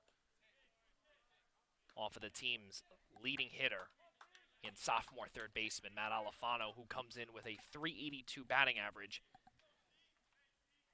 and hanging around there with that single that he had earlier in the ball game. And Alfano works a walk, and trotting home is Tyler Becker. He touches the bag for the team's 9th run.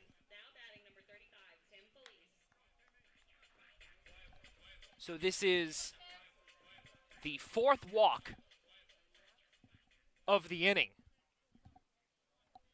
for Steven Orlando.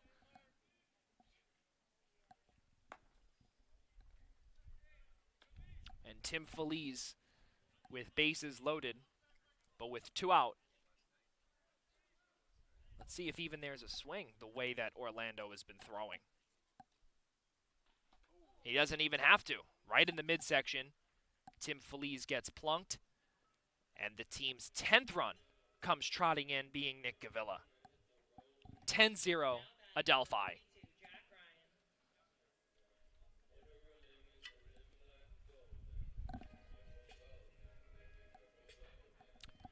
Head coach Wayne Jones has seen enough,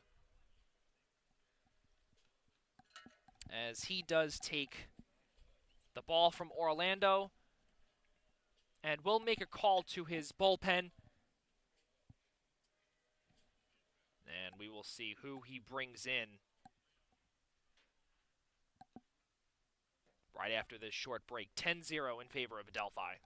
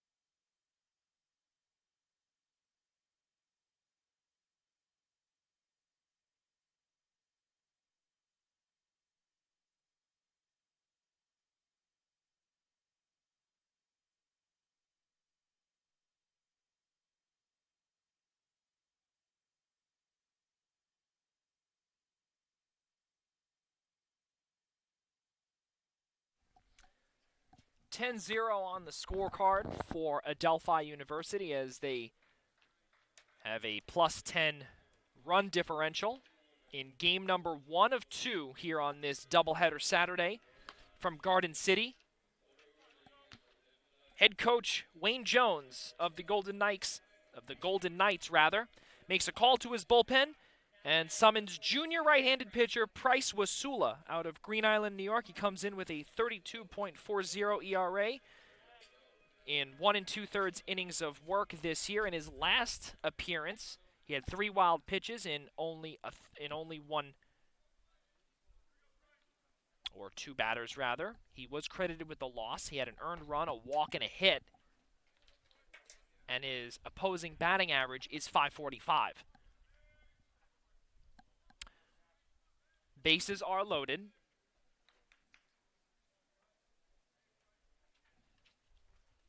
With two out, Jack Ryan currently ahead in the count, 2-0. For those that are just joining us, Johnson at third, Alfano at second, Feliz at first. Feliz was just hit in the midsection, so he did trot to first base. And that was just before Wasula came in from the pen. That was 5 total hit by pitches between Chris Palmer and Steven Orlando. 4 for the former and 1 for the latter. Counts 3-1 again.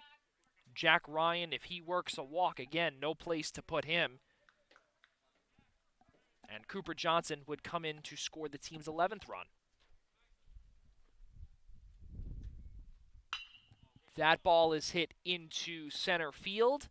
That is Vaughn grabs that one just in front of the warning track to get his team in and out of trouble. As Adelphi once again puts up a 2-spot here in the bottom of the 6th inning. So 2 runs, no hits, no errors, and 3 runners left on base. Really crazy stuff as Adelphi heads into the top of the 7th with a 10-run cushion, and we would figure Nicholas Luke heads back onto the hill with the aforementioned Vaughn, McDonald, and Fonte due up when we return on any10now.tv. Adelphi with a 10-0 cushion in Game 1 of 2 this afternoon.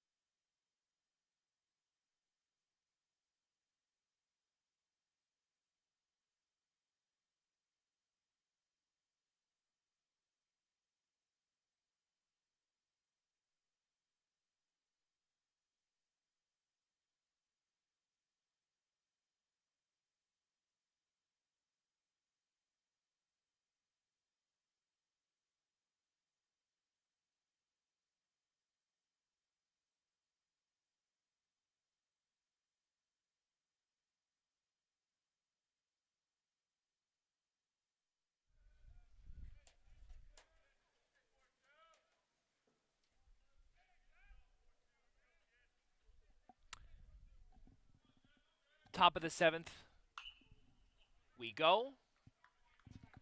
Zephaniah Vaughn, Jack McDonald, Francisco Infante. 2, 3, 4 hitters here in the top of the 7th for St. Rose, the Golden Knights.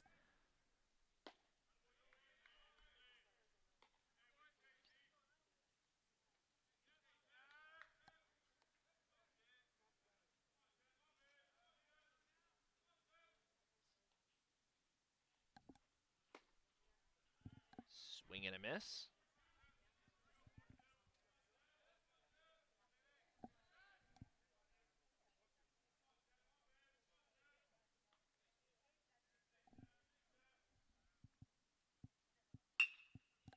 That ball is past the diving Anthony Cipri into right field for a base hit. Zephaniah Vaughn leads off the top of the 7th with a single.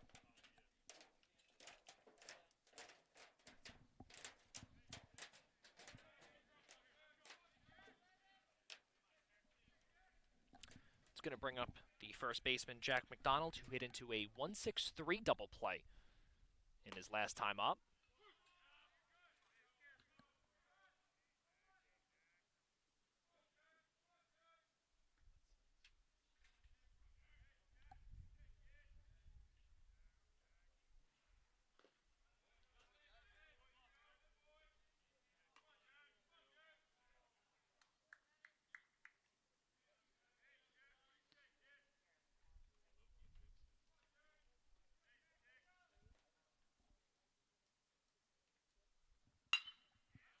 That ball is sent into center field, in for a base hit. St. Rose came into this half inning with only 2 hits, and they double that number in just 2 batters. The first time that they have a runner in scoring position this afternoon. Brings up the designated hitter, Francisco Infante.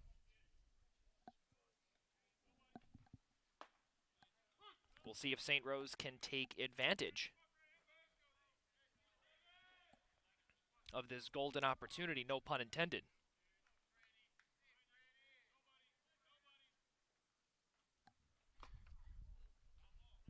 And it was foul tipped into the glove. And home plate umpire Bill Ambrosini, don't know if he was plunked or maybe he foul tipped off of the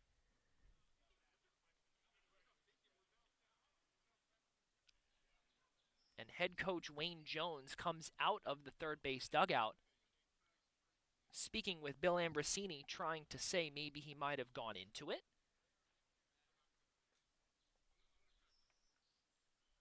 Or if on the bat around, maybe.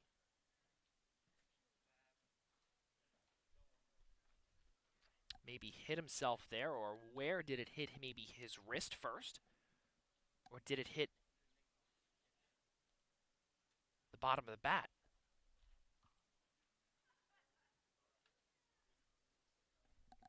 Home plate umpire Bill Ambrosini calls over Justin Alvarez and Scott Landy.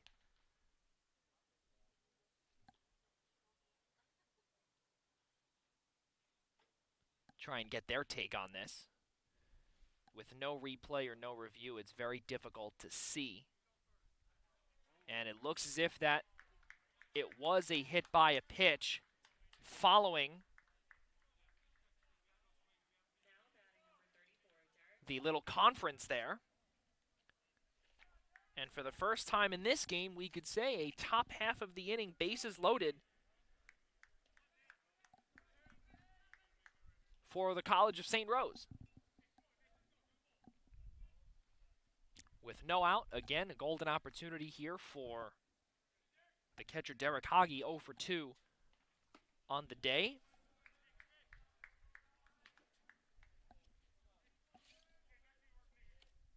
This team dead last in RBIs with 37.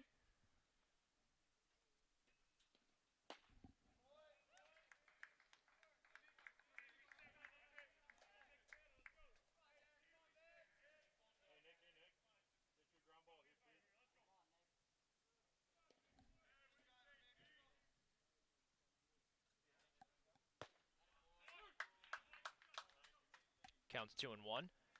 And also this team is in the bottom 3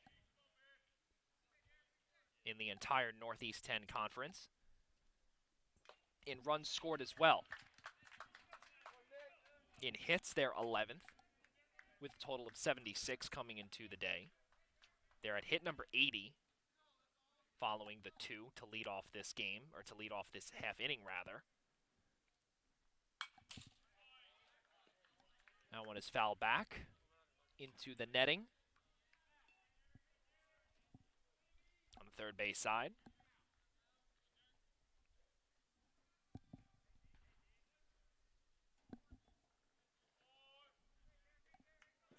Here's the 2-2 from Luke.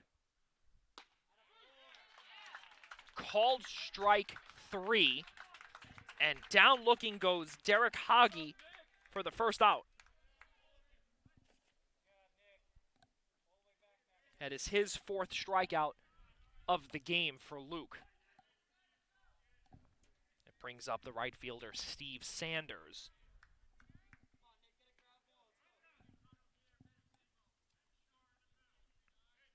Bases remain loaded. Can the Golden Knights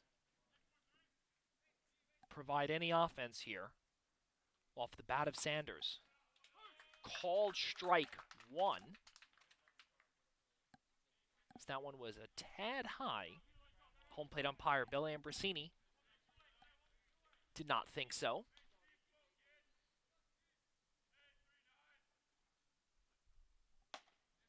Check swing. Did he go? No, he did not go.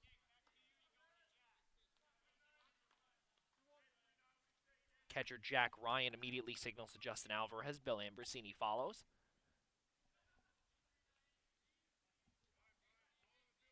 2-1. Up high, 3-1. No place to put Sanders.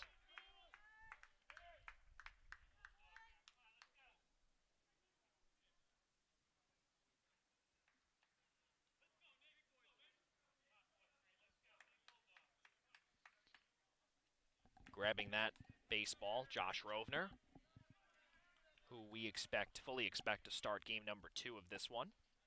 Get further clarification on that later on from Ian Schreier. That ball is chopped into left field, and that's going to fall in for a base hit. 1 run scores, and Zephania Vaughn, when he crosses the plate, as he just did right now, just broke the shutout and narrowed the lead to 10-1 in favor of Adelphi.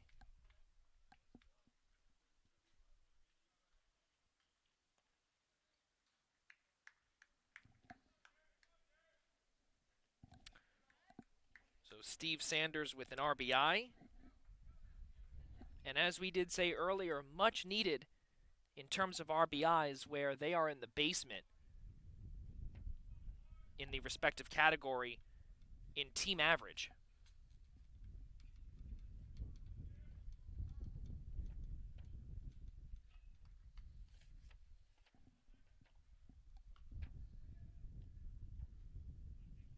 Bases remain loaded. Again, Nicholas Luke with a 9-run cushion. And that will bring up Garrett Clark. Again, 0 for 2. Swinging strikeout and a liner into Tim Felice's glove in right field. Jack Ryan checks McDonald at third. Throw is not in time.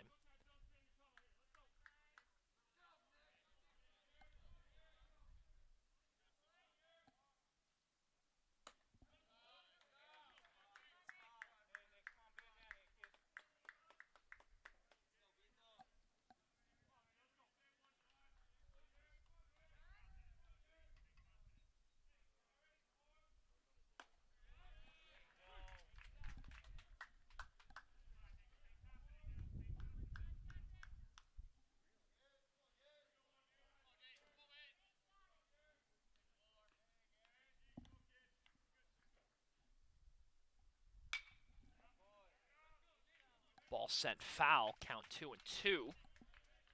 Again with 1 out, bases still loaded.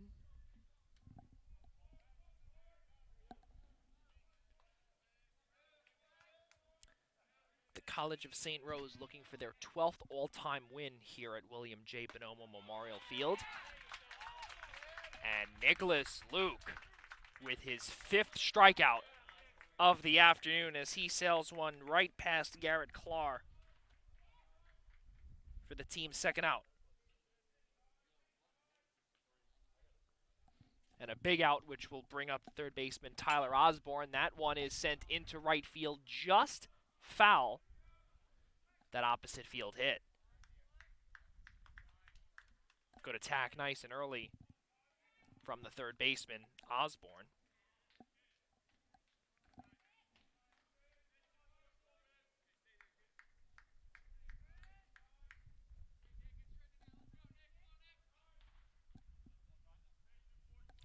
Bullpen is active.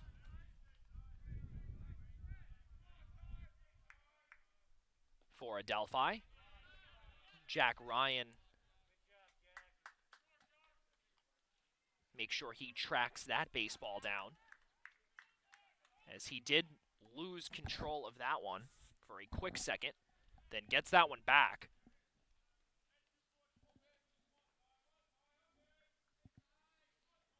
Count still 1-1.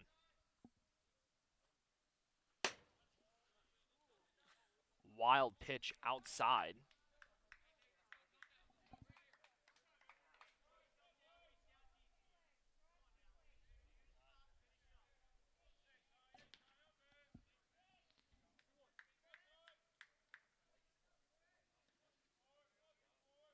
Coming into this at bat, Nicholas Luke with a 96 pitch count. Foul tipped into the glove. Strike 2. Let's see if Luke can get out of this unscathed.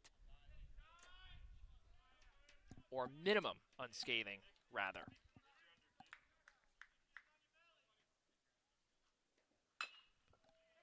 That ball is chopped in the infield, grabbed there by Becker. He throws and he grabs the 3rd out of the top of the 7th inning.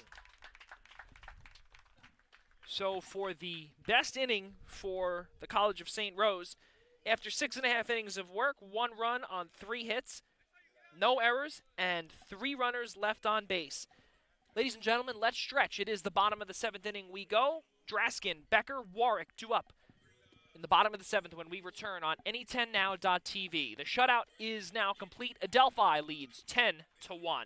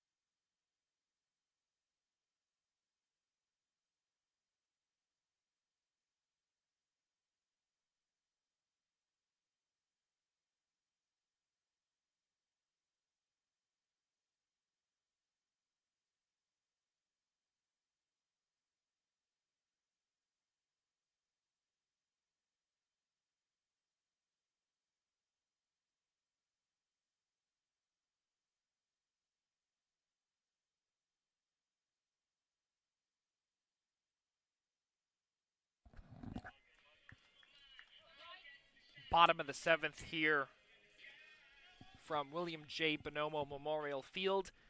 4, 5, 6 hitters, Draskin, Becker, Warwick due up for interim head coach Bill Ianciello as his squad has a 10-1 lead, where in the last half inning, Nicholas Luke had his, let's call it, most worrisome half inning, which really was not that bad, as he was able to get in and out of trouble with only 1 run allowed. The shutout is over, though, but Adelphi still has a +9 run differential in the back pocket just prior to Game 2. Folks, just before the conclusion of this game, we will find out how long the intermission is between Games 1 and 2. We figure roughly about 25 minutes to 30 minutes, as the umpires just have to change and get their home plate gear on, and with the other umpires just have to switch places. Here's the 2-2.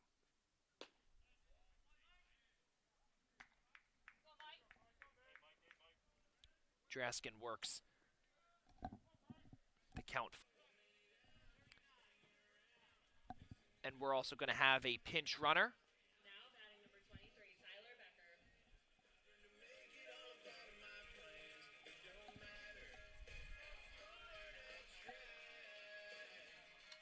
Pinch runner at first base being the freshman Alex Rendy, the Massapequa native. He will be running for the likes of Michael Draskin, and the shortstop Tyler Becker now in the dish. Wasula checks the runner. Pinch running at first base, number 39,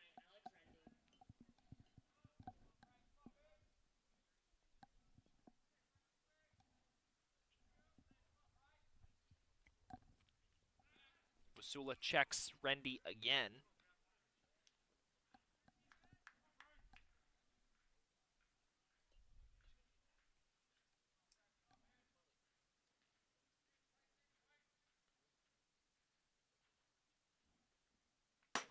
Ball goes high. And Rendy advances to second on the wild pitch by Wasula. Another runner in scoring position for Tyler Becker.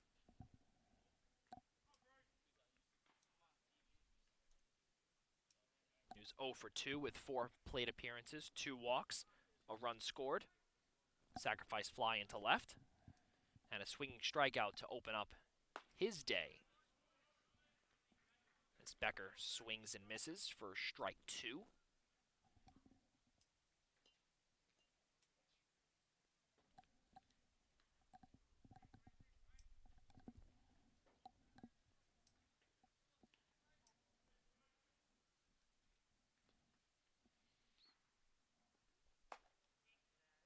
Outside.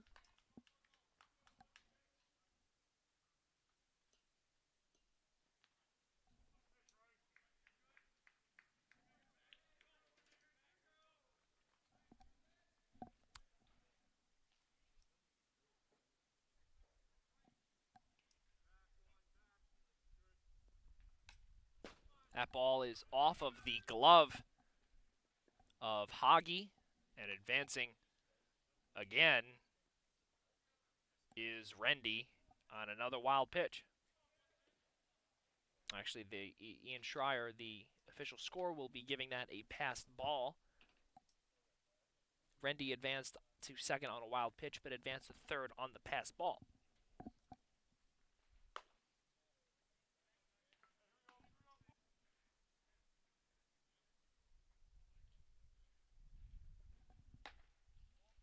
Brandon Warwick is also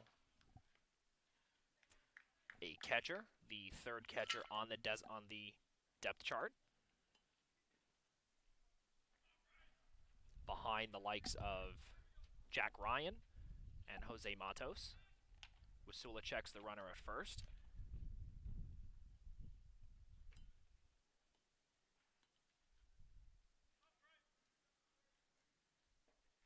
Warwick last year, in only, again, a small sample size, he was able to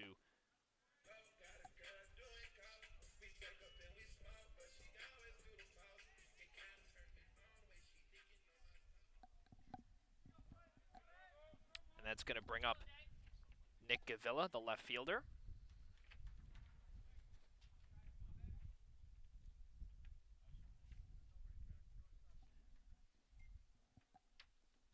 Both teams waiting for that little blustery wind to pass us. It is getting a little bit breezy here, but again, nothing that this team, both teams,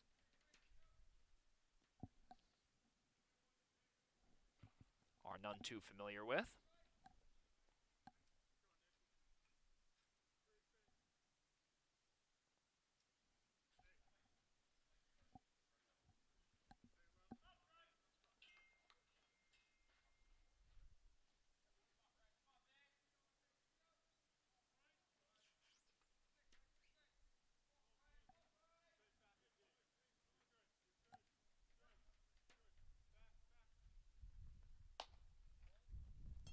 Wasula outside, 2-1. With a pair of walks. We brought that up earlier, about 10 seconds ago rather, and this team, being the College of St. Rose Golden Knights, they've given up the 5th least in walks allowed, with only 48 coming into this game.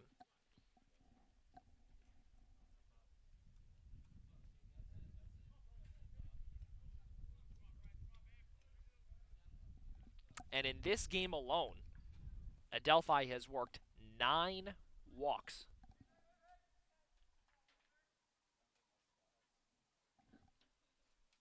On the 10th of April, the Golden Knights allowed 13 to Lemoyne, and that was their season high. That ball is high off of the glove.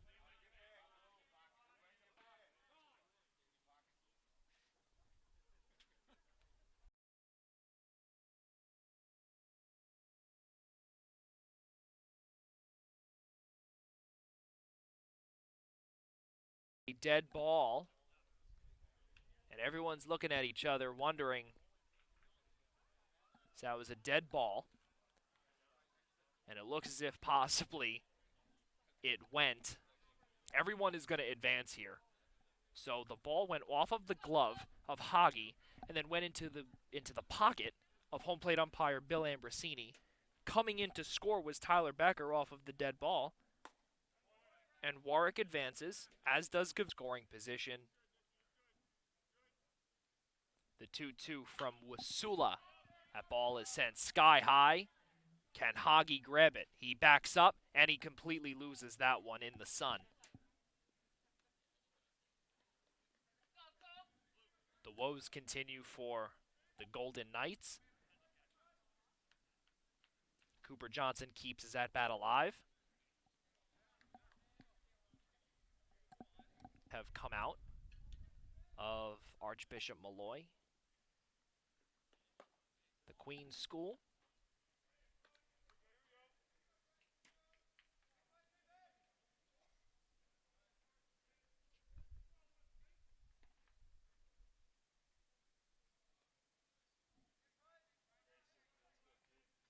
Anthony Cipri, just last year when he made his NCAA debut, he came out hot.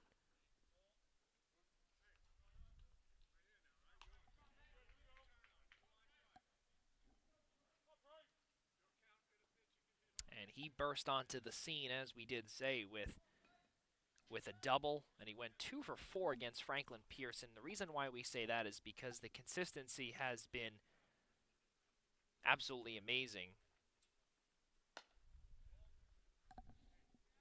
for the Middle Village native, the sophomore second baseman.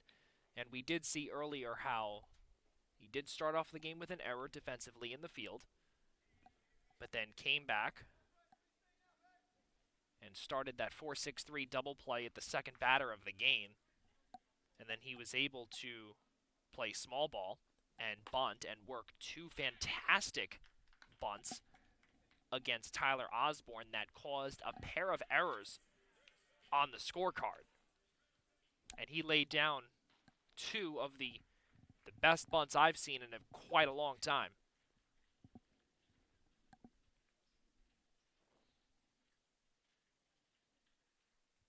Price Wasula's day is complete.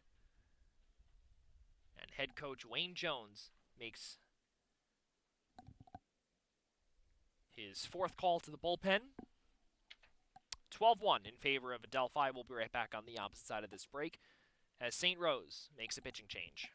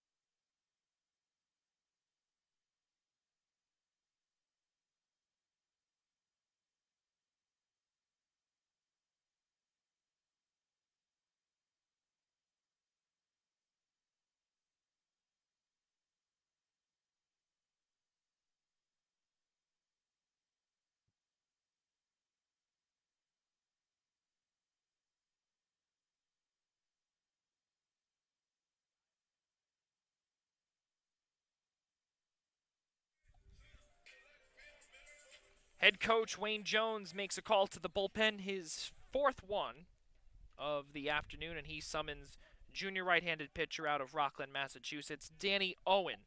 Comes in with a 1.08 ERA, 1 strikeout in only 1 appearance this season. He allowed 4 earned runs, 3 walks, and a strikeout against Lemoyne in the 18-7 loss. Alfano, again, with a bases-loaded situation.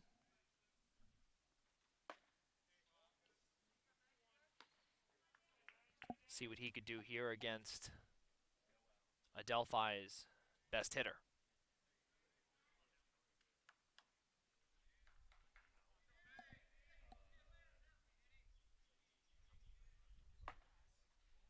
Inside, 3-0, no place to put Alfano.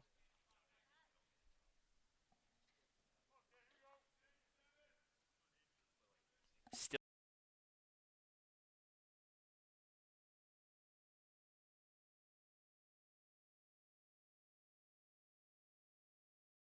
And trots home is Brandon Warwick. Adelphi now leads 13-1. 2 straight walks for Alfano.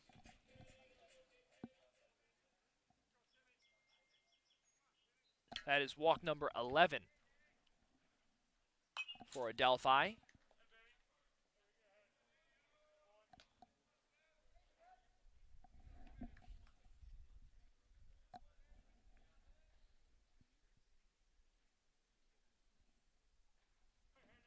Right fielder, Cortland Manor.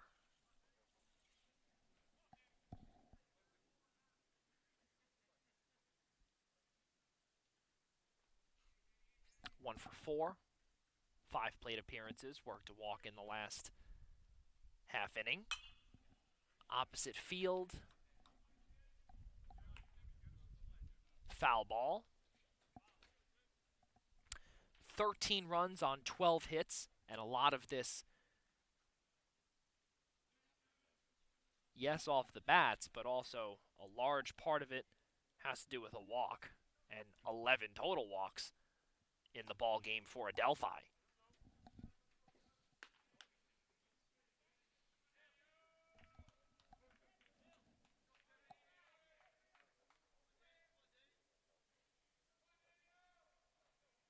Augie, and a good job there by Hoggy to grab that one.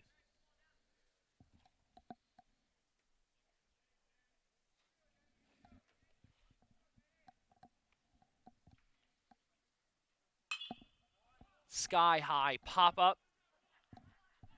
Padone is called off there by Clar. Big out for St. Rose and for Danny Owen. Now batting number 42, Jack Ryan.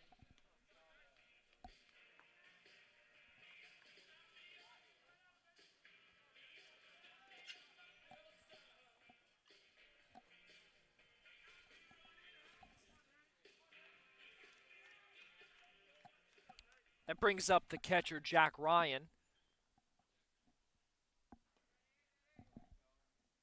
Has another opportunity for another RBI. He's already got 2 on the afternoon in game number 1.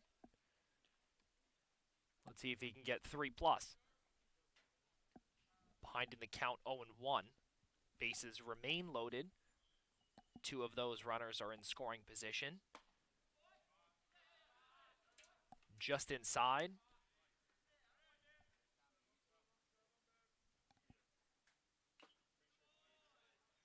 Foul tipped into the glove. Strike 2. With 2 out. Adelphi has left 11 runners on base.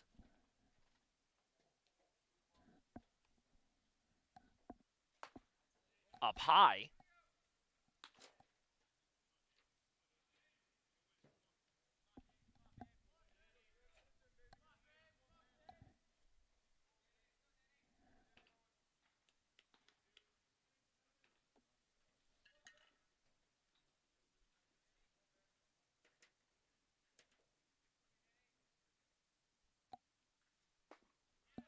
Swung on and missed. Down on strikes goes Jack Ryan, and the inning is over. 14 runners left on base for Adelphi as the top of the eighth will commence in just a few moments. 3 runs on 2 hits, no errors, and 3 runners left on base. Top of the eighth upcoming, Jared Reed, Andrew Padone, Zephania Vaughn. When we return on Any10Now.tv, 13-1, Adelphi leads.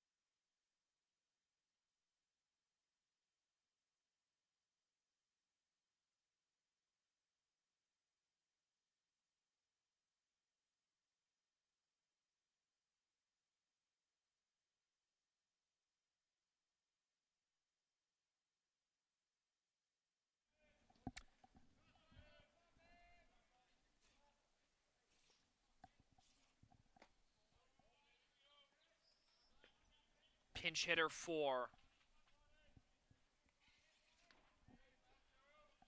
the College of St. Rose team, freshman infielder Jelani Hammer. Last appearance came on his father, Sekou, played basketball at Bucknell University in the Patriot League. Their women's basketball team this year made it to the NCAA tournament. Their men's team, unfortunately, could not get there. But Nicholas Luke's day is done. And interim head coach Melville, a transfer from Cortland.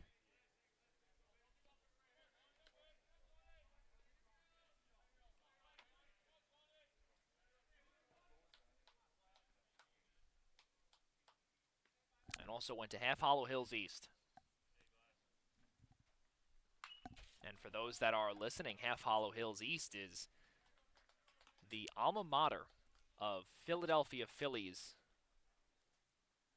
area scout and international scouting director Sal Agostinelli.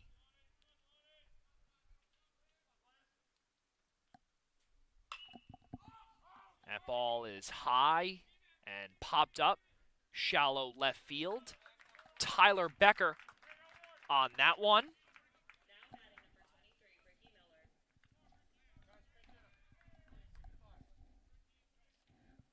And we're going to see another pinch hitter.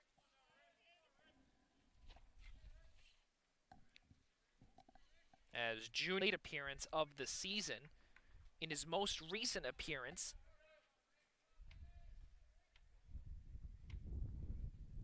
he had a pinch hit. Actually, that was his season debut on the 19th with a strikeout.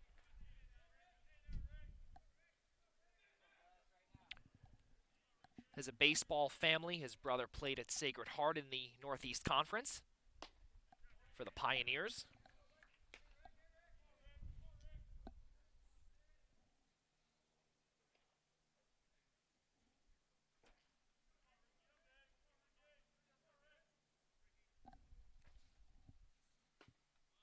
Ball's outside.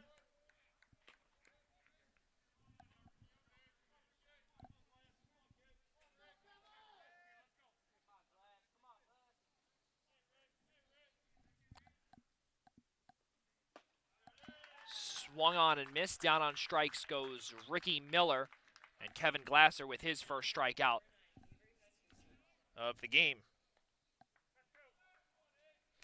With 2 out, got another pinch hitter, and it's going to be both against Lemoyne on the 10th and the 13th. Let's not forget, College of St. Rose did not start playing until the 3rd of April because they did not play any non-conference games this year. They strictly went with any 10 play, and their season is just over a month long, as their first game was April 3rd, and their last game will be on the 8th when they close out their regular season at home against American International. And that will do 2 straight strikeouts for Kevin Glasser, and Pascucci down looking as we head to the bottom of the 8th inning, and it's 13-1 in favor of Adelphi. Draskin, Becker, Warwick due up if there are no changes, which we expect fully there will be, but we don't like to speculate. 13-1, Adelphi leads.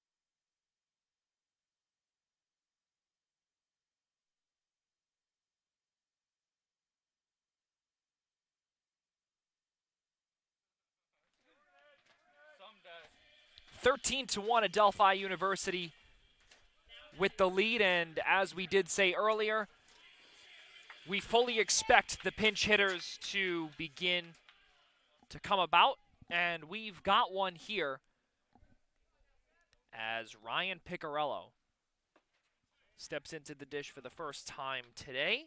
6'1" first baseman out of Mount Sinai out east. Went 1 for 3 with a run scored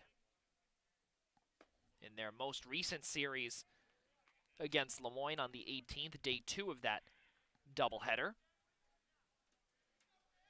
or day 2 of the 2-day series, 4-game set.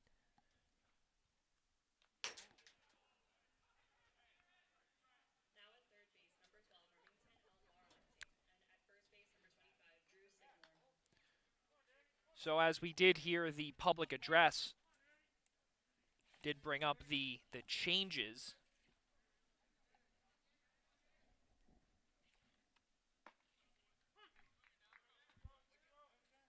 to the lineup, or the defensive alignment. Remington Almirante is now at third. And now at first base is Drew Signor.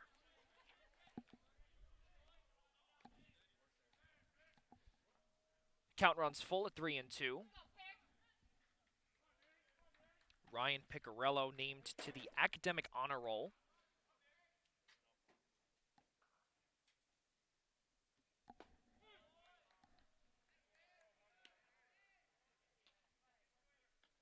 Comes in with a hit, an on-base percentage of .250. But that will do with him.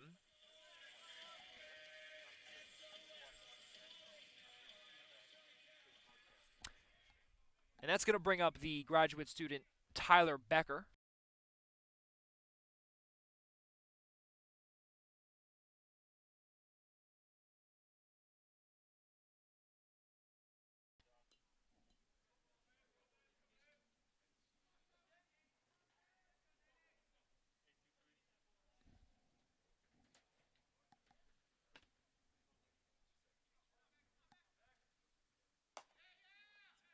Out of the glove of Hoggy.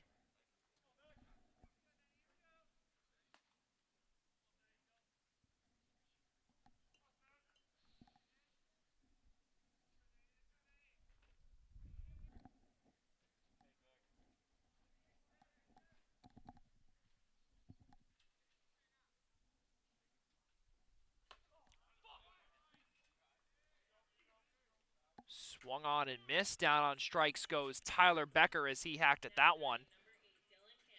And we're going to see another pinch hitter being Dylan Kim.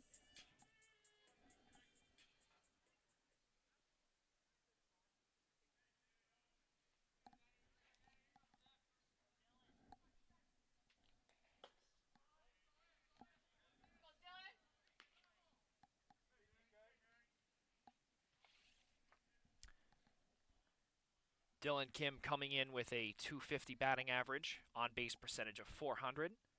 He did have an RBI and a walk against Lemoyne. Again, small sample size of his time here playing.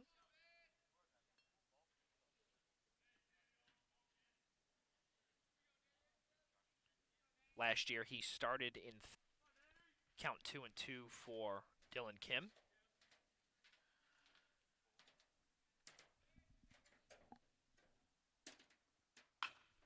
That ball is hit over the head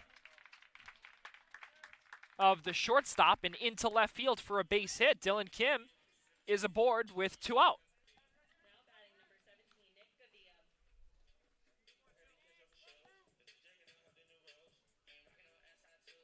So Gavia the rest of the way, of course. Count is 1-1 with 2 out. Dylan Kim at first.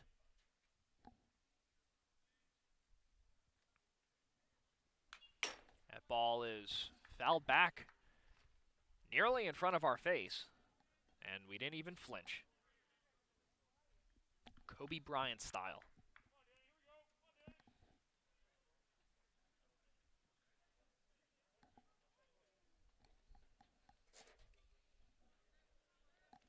When Nick Gavia was in high school, Newsday named him top 100 player, as Gavia got plunked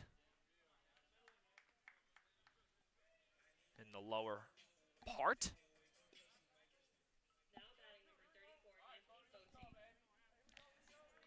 The freshman, Anthony Foti, will pinch hit now for Cooper Johnson.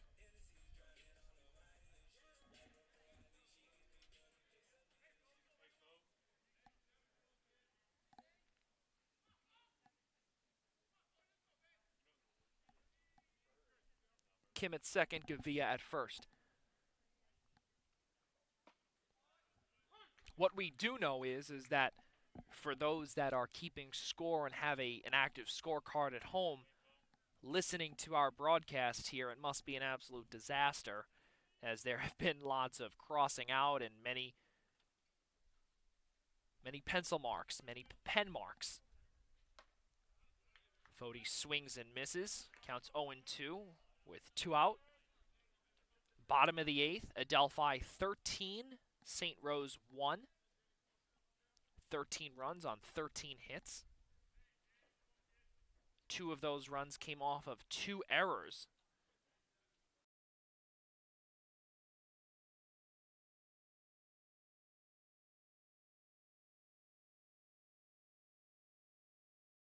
Here's the 0-2 upstairs.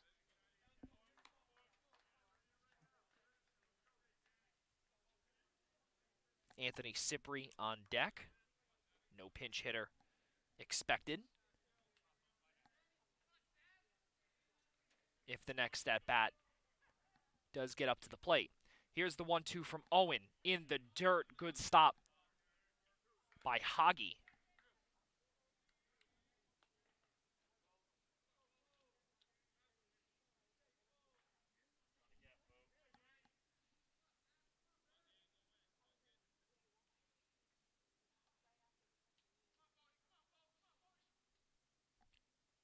Here's the 2-2. Called strike 3. Foti down looking.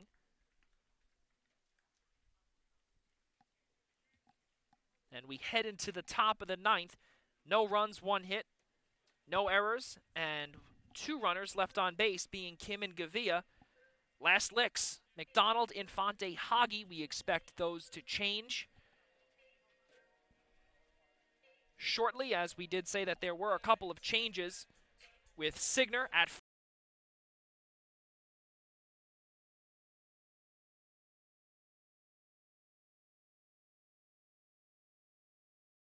Gendron is due up when we return on any10now.tv.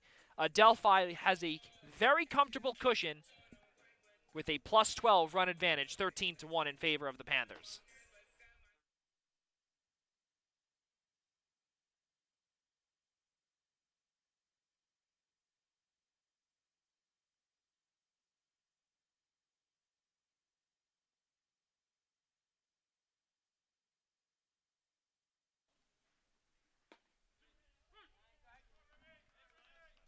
And nice and early, an 0-2 count in favor of the pitcher, Kevin Glasser. He's working fast here, folks. Upstairs fastball high. Count 1-2.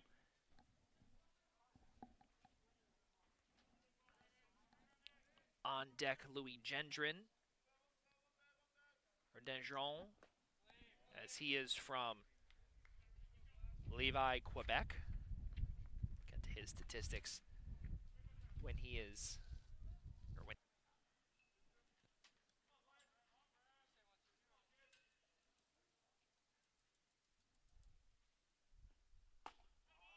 Swung on and missed. Down on strikes goes Remington Almirante. 1 out.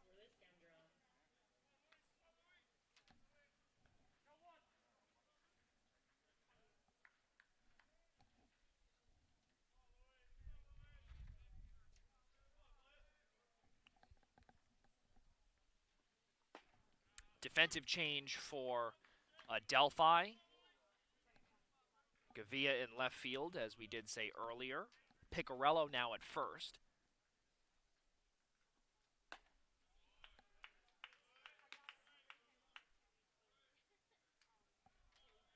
Or rather, Gavia now in center.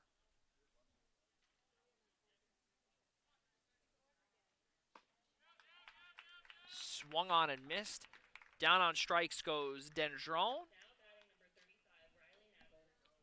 And we are going to have another pinch hitter, with it being Riley Nagel.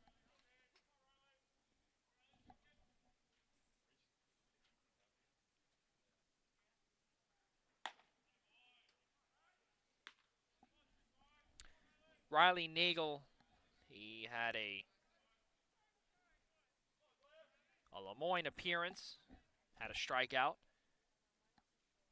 and then a Lemoyne appearance on the 10th where he went 0 for 2 with 2 strikeouts, and right now he is down to his final strike as well as the team's final strike here in this Game 1. Nagel and Adelphi takes a commanding 13-1 Game 1 victory. What a game, and this not only helps Adelphi, but this also hurts St. Rose in their pursuit of heading into the next spot of the standings within the Southwest Division. Adelphi right now has a winning percentage of .444 heading into the contest, but now they're at .500. We'll see if they can come through with game number 2, which should begin roughly in about 20 to 25 minutes. Nicholas Luke will get the win. Cameron Flynn will get the loss. And Nicholas Luke continues his hot streak of 2 consecutive victories, as he has done a fantastic job on the mound. 13-1, Adelphi University takes game number 1. We will be back with you for game 2 shortly. Noah Bratmarov, my producer, and myself, Joey Jarzinko, will be back with you shortly in just a few moments.